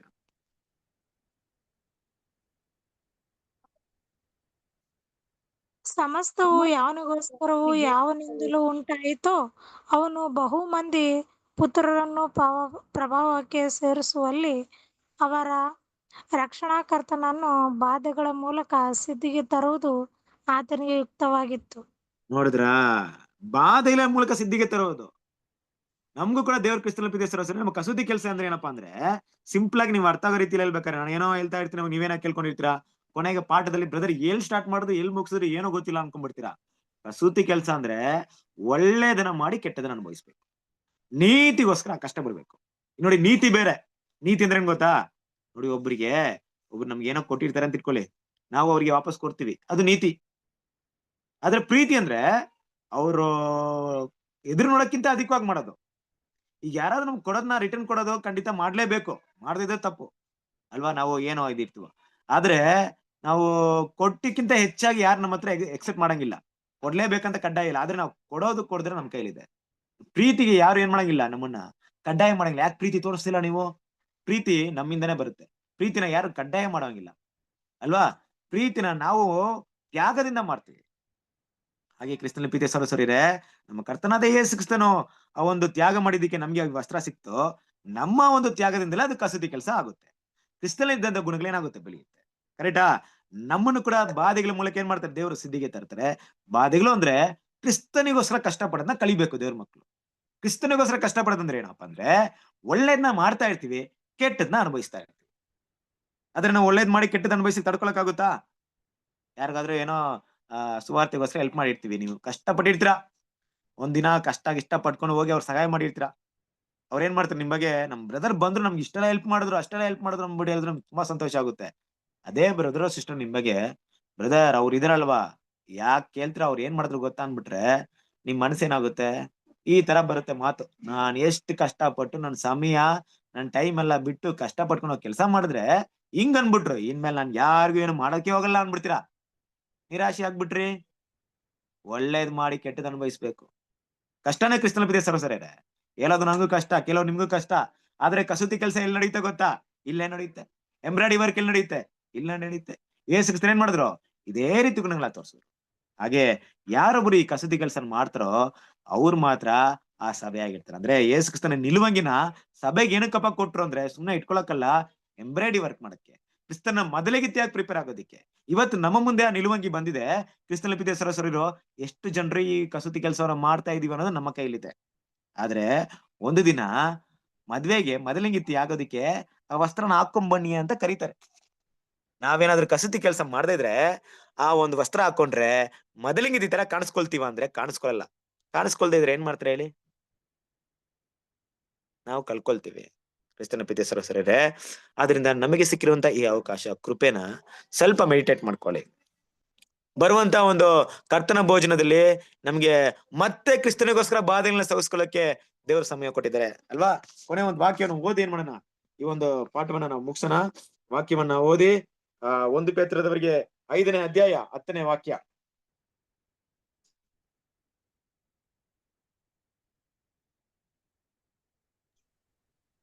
ಕ್ರಿಸ್ತನಲ್ಲಿ ನಿಮ್ಮನ್ನು ತನ್ನ ನಿತ್ಯ ಪ್ರಭಾವಕ್ಕೆ ಕರೆದ ಕೃಪಾಪೂರ್ಣನಾದ ದೇವರು ತಾನೇ ನೀವು ಸ್ವಲ್ಪ ಕಾಲ ಬಾಧೆಪಟ್ಟ ಮೇಲೆ ನಿಮ್ಮನ್ನು ಯೋಗ್ಯ ಸ್ಥಿತಿಗೆ ತಂದು ನೆಲೆಗೊಳಿಸಿ ಬಲಪಡಿಸುವನು ಎಂಬುದು ಅಲ್ವರಾ? ಕ್ರಿಸ್ತನ ಪ್ರೀತಿಯ ಸಹೋದರರೇ, ಒಂದು ವಿಷಯ ಮನಸ್ಸಲ್ಲಿ ಇಟ್ಕೊಳ್ಳಿ, ಸ್ವಲ್ಪ ಕಾಲ ನಿತ್ಯ ಪ್ರಭಾವ. ನಿತ್ಯ ಪ್ರಭಾವ ಅಂದ್ರೇನು? ಸ್ವಲ್ಪ ಕಾಲ ಪ್ರಭಾವ ಅಲ್ಲ, ನಿತ್ಯಕ್ಕಿರುವಂತಹ ಪ್ರಭಾವಕ್ಕೆ ನಾವು ಅನುಭವಿಸ್ಬೇಕಾಗಿರೋಂಥ ಕಷ್ಟಗಳು, ಬಾಧೆಗಳು ಎಷ್ಟು ದಿನ? ಸ್ವಲ್ಪ ಕಾಲ. ಕರೆಕ್ಟಾ? ಸ್ವಲ್ಪ ಕಾಲ ಆ ಬಾಧೆಗಳು ಪಟ್ಟ ಮೇಲೆ ನಾವು ಎಲ್ಲಿಗೆ ಬರ್ತೀವಿ? ಯೋಗ್ಯ ಸ್ಥಿತಿಗೆ ಬರ್ತೀವಿ, ಆ ಸ್ಥಾನಕ್ಕೆ ಬರ್ತೀವಿ, ಕ್ರಿಸ್ತನ ಮೊದಲಿಗಿತ್ತಿ ಆಗೋದಕ್ಕೆ ಬರ್ತೀವಿ. ಆದ್ರಿಂದ ನಿಮ್ಮ ಮುಂದೆ ಬರ್ಲಿ, ದೇವ್ರ ಮಕ್ಕಳಿಗೋಸ್ಕರ ಕಷ್ಟಪಡುವಂತ ಅವಕಾಶ ಬಂದ್ರೆ ಪಡೋದಿಕ್ಕೆ ಬನ್ರಿ. ಯಾವಾಗ ದೇವ್ರ ಕೆಲ್ಸಕ್ಕೋಸ್ಕರ ಇದೆಯೋ, ಏನೆಲ್ಲ ಸಿಗುತ್ತೆ ನಿಮ್ ಕೈಯಲ್ಲಿ, ಅದನ್ನ ಪೂರ್ಣ ಆಸಕ್ತಿಯಿಂದ ಮಾಡಿ ಕ್ರಿಸ್ತನ ಮೊದಲಿಗಿತ್ತಿ ಆಗೋದಕ್ಕೆ ಪ್ರಯತ್ನ ಪಡಿ. ಆಗಲೇ ನಾನು ಒಂದು ವಿಷಯ ಹೇಳ್ದೆ ನಿಮ್ಗೆ, ಯಾರೊಬ್ರು ಈ ವಸ್ತ್ರದ ಬೆಲೆ ಗೊತ್ತಿರುತ್ತೋ, ಬೆಲೆ ಅಂದ್ರೆ ಇದರ ಬೆಲೆ, ಇದನ್ನ ನಾನು ಕೊಡಕ್ಕೆ ನಮ್ ಕರ್ತನ ಎಷ್ಟು ದೊಡ್ಡ ತ್ಯಾಗ ಮಾಡಿದ್ರ ಅಂತ ಬೆಲೆ ಯಾರು ಗೊತ್ತಿರುತ್ತೋ, ಇನ್ನೊಂದು ಏನಂದ್ರೆ ಇದನ್ನ ಕಲ್ಕೊಂಡ್ರೆ ಮತ್ತೆ ಸಿಗಲ್ಲ ಅಂತ ಗೊತ್ತಿರುತ್ತೋ, ಅವ್ರು ಇದನ್ನ ಸೀರಿಯಸ್ ಆಗಿ ತಗೊಂಡು ಇದನ್ನ ಕಸೂತಿ ಕೆಲಸ ಮಾಡ್ತೀವಿ, ಕ್ರಿಸ್ತನ ಮೊದಲಿಗಿತ್ತಿ ಆಗುತ್ತೀವಿ. ನನ್ನ ಒಂದು ಆಸೆ, ನನ್ನ ಆಸೆ ಅಲ್ಲ, ದೇವರ ಆಸೆ. ನೋಡಿ, ನಾನು ಕೂಡ ಅದನ್ನ ಮಿಸ್ ಮಾಡ್ತೀನೋ ಇಲ್ವೋ ನನ್ನ ಕೈಲೇ ಇದೆ. ನಾನು ಕಸೂತಿ ಕೆಲಸ ಮಾಡಿದ್ರೆ ಮಾತ್ರ ಆ ಒಂದು ಮೊದಲಿಗಿತ್ತಿ ಆಗೋದು, ನೀವು ಕೂಡ ಮಾಡಿದ್ರೆ ಮೊದಲಿಗಿತ್ತಿ ಆಗೋದು. ಅದಕ್ಕೆ ಚೀಟಿ ಹಾಕಿದ್ದು ಏನಪ್ಪಾ ಅಂದ್ರೆ, ಇವ್ರಿಗೆ ಅಂತ ಏನ್ ಮಾಡಿಲ್ಲ, ಇಲ್ಲ, ಅದು ಯಾರು ಬೇಕಾದ್ರೆ ಅವ್ರ ಕೈಲೇ ಇದೆ, ನಮ್ ಕೈಲೇ ಇದೆ. ಅದು ನಾವು ಪ್ರತಿಯೊಬ್ರು ಕೂಡ ಆ ಒಂದು ಯೋಗ್ಯ ಸ್ಥಿತಿಗೆ ಹೋಗೋದಕ್ಕೆ ಕರ್ತನ ದೇಶಕ್ಕೂ ಮಾಡಿದಂತಹ ತ್ಯಾಗ, ನಮಗೋಸ್ಕರ ವಸ್ತ್ರವಿಲ್ಲದಾಗಿರೋದು, ನಾವು ಕ್ರಿಸ್ತನ ಮೊದಲಿಗಿತ್ತಿ ಆಗೋದನ್ನ ನೆನಪು ಮಾಡ್ಕೊಂಡು ಬರುವಂತ ದಿನಗಳಲ್ಲಿ ಇನ್ನೂ ಕೂಡ ಕ್ರಿಸ್ತನ ಹೆಜ್ಜೆಗಳು ಬೆಳೆಯೋದಕ್ಕೆ ದೇವ್ರು ನಮಗೆ ಸಹಾಯ ಮಾಡ್ಲಿ. ಈ ಒಂದು ವಾಕ್ಯವನ್ನ ಕೊಟ್ಟಿದಂತ ತಂದೆ ದೇವರಿಗೆ ಕೃತಜ್ಞತೆ ಸಲ್ಲಿಸುತ್ತಾ, ತಾಳ್ಮೆಯಿಂದ ಕೇಳಿದಂತ ನಿಮ್ಮೆಲ್ಲರೂ ಕೂಡ ಕೃತಜ್ಞತೆ ಸಲ್ಲಿಸುತ್ತಾ ಈ ಪಾಠವನ್ನ ಮುಗಿಸ್ತಾ ಇದ್ದೀನಿ. ದೇವರು ಈ ಪಾಠವನ್ನು ಆಶೀರ್ವದಿಸಲಿ. ಸಮಯ ಸ್ವಲ್ಪ ಜಾಸ್ತಿ ಆಯ್ತು, ದಯವಿಟ್ಟು ಕ್ಷಮಿಸ್ಕೊಳ್ಳಿ ಕ್ರಿಸ್ತನ ಪ್ರೀತಿಯ ಸಹೋದರರೇ. ಓಕೆ, ಏನಾದ್ರು ಕ್ವಶನ್ಸ್ ಇದೆಯಾ? ಈ ವಿಷಯಗಳ ಬಗ್ಗೆ ನಿಮ್ಗೆ ಏನಾದ್ರು ಕೇಳೋದಂತ ಪ್ರಶ್ನೆ ಏನಾದ್ರು ಇದೆಯಾ? ಸರಿ, ಪ್ರಾರ್ಥನೆ ಮಾಡಿ ಮುಗಿಸೋಣ. ಮೊದಲು ಅಂತ ಪ್ರಕಾಶ್ ಬ್ರದರ್ ಪ್ರಾರ್ಥನೆ ಮಾಡ್ತೀರಾ? ಪ್ರಕಾಶ್ ಬ್ರದರ್ ಇಲ್ವಾ, ಹೊರಟೋಗಿದ್ದೀರಾ? ರವಿ ಬ್ರದರ್ ಪ್ರಾರ್ಥನೆ ಮಾಡಿ. ಓಕೆ ಬ್ರದರ್, ಮಾಡ್ತೀನಿ. ಪ್ರಾರ್ಥನೆ ಮಾಡಿಕೊಳ್ಳೋಣ. ಪರಿಶುದ್ಧರು ಪರಿಶುದ್ಧರು ಪರಿಶುದ್ಧರು, ಮಹೋನ್ನತರು, ಸರ್ವಶಕ್ತರು, ಅಗಮ್ಯವಾದ ಬೆಳಕಿನಲ್ಲಿ ವಾಸ ಮಾಡುವಂತ ನಮ್ಮ ಪ್ರೀತಿಗಳ ಪರಲೋಕದ ತಂದೆ ಯೆಹೋವ ದೇವರೇ, ಮತ್ತೊಂದು ವಾರ್ತಿ ಪಾಪಿಗಳಾದ ನಮ್ಮನ್ನು ಕೂಡ ಈ ಸಂಜೆ ವೇಳೆಯಲ್ಲಿ ನೆನಪು ಮಾಡಿಕೊಂಡು ಒಟ್ಟಾಗಿ ಸೇರಿಸಿ ನಿಮ್ಮ ಮಹಾಪ್ರೀತಿ ಕೃಪೆಯಿಂದ ನಿಮ್ಮ ವಾಕ್ಯಗಳನ್ನು ಕೇಳಿಸಿಕೊಳ್ಳುವಂತ ನಿಮ್ಮ ದೇವರೇ, ನಿಮ್ಮ ಕೃಪೆಯನ್ನು ನಮ್ಮೆಲ್ಲರ ಮೇಲೂ ಕೂಡ ಅನುಗ್ರಹಿಸಿದಿರಿ. ಪಾಪಿಗಳು ಮಣ್ಣು ಧೂಳಾದಂಥ ನಮ್ಮನ್ನ ಇನ್ನೂ ಕೂಡ ನಿಮ್ಮ ಜೀವಿತರ ಪೇಟೆಯಲ್ಲಿ ಎಣಿಸಿ ಈ ದಿನವನ್ನು ಸಹ ನಮಗೆ ಕೊಟ್ಟು ದೇವರೇ, ನಿಮ್ಮ ಸತ್ಯವಾಕ್ಯಗಳನ್ನ ಕೇಳುವಂತ ಕೃಪೆ ಕೊಟ್ಟಿರೋದಕ್ಕಾಗಿಯೂ ತಂದೆ ದೇವರೇ ನಿಮಗೆ ಕೃತಜ್ಞತೆ ಸಲ್ಲಿಸುವರಾಗಿದ್ದೇವೆ.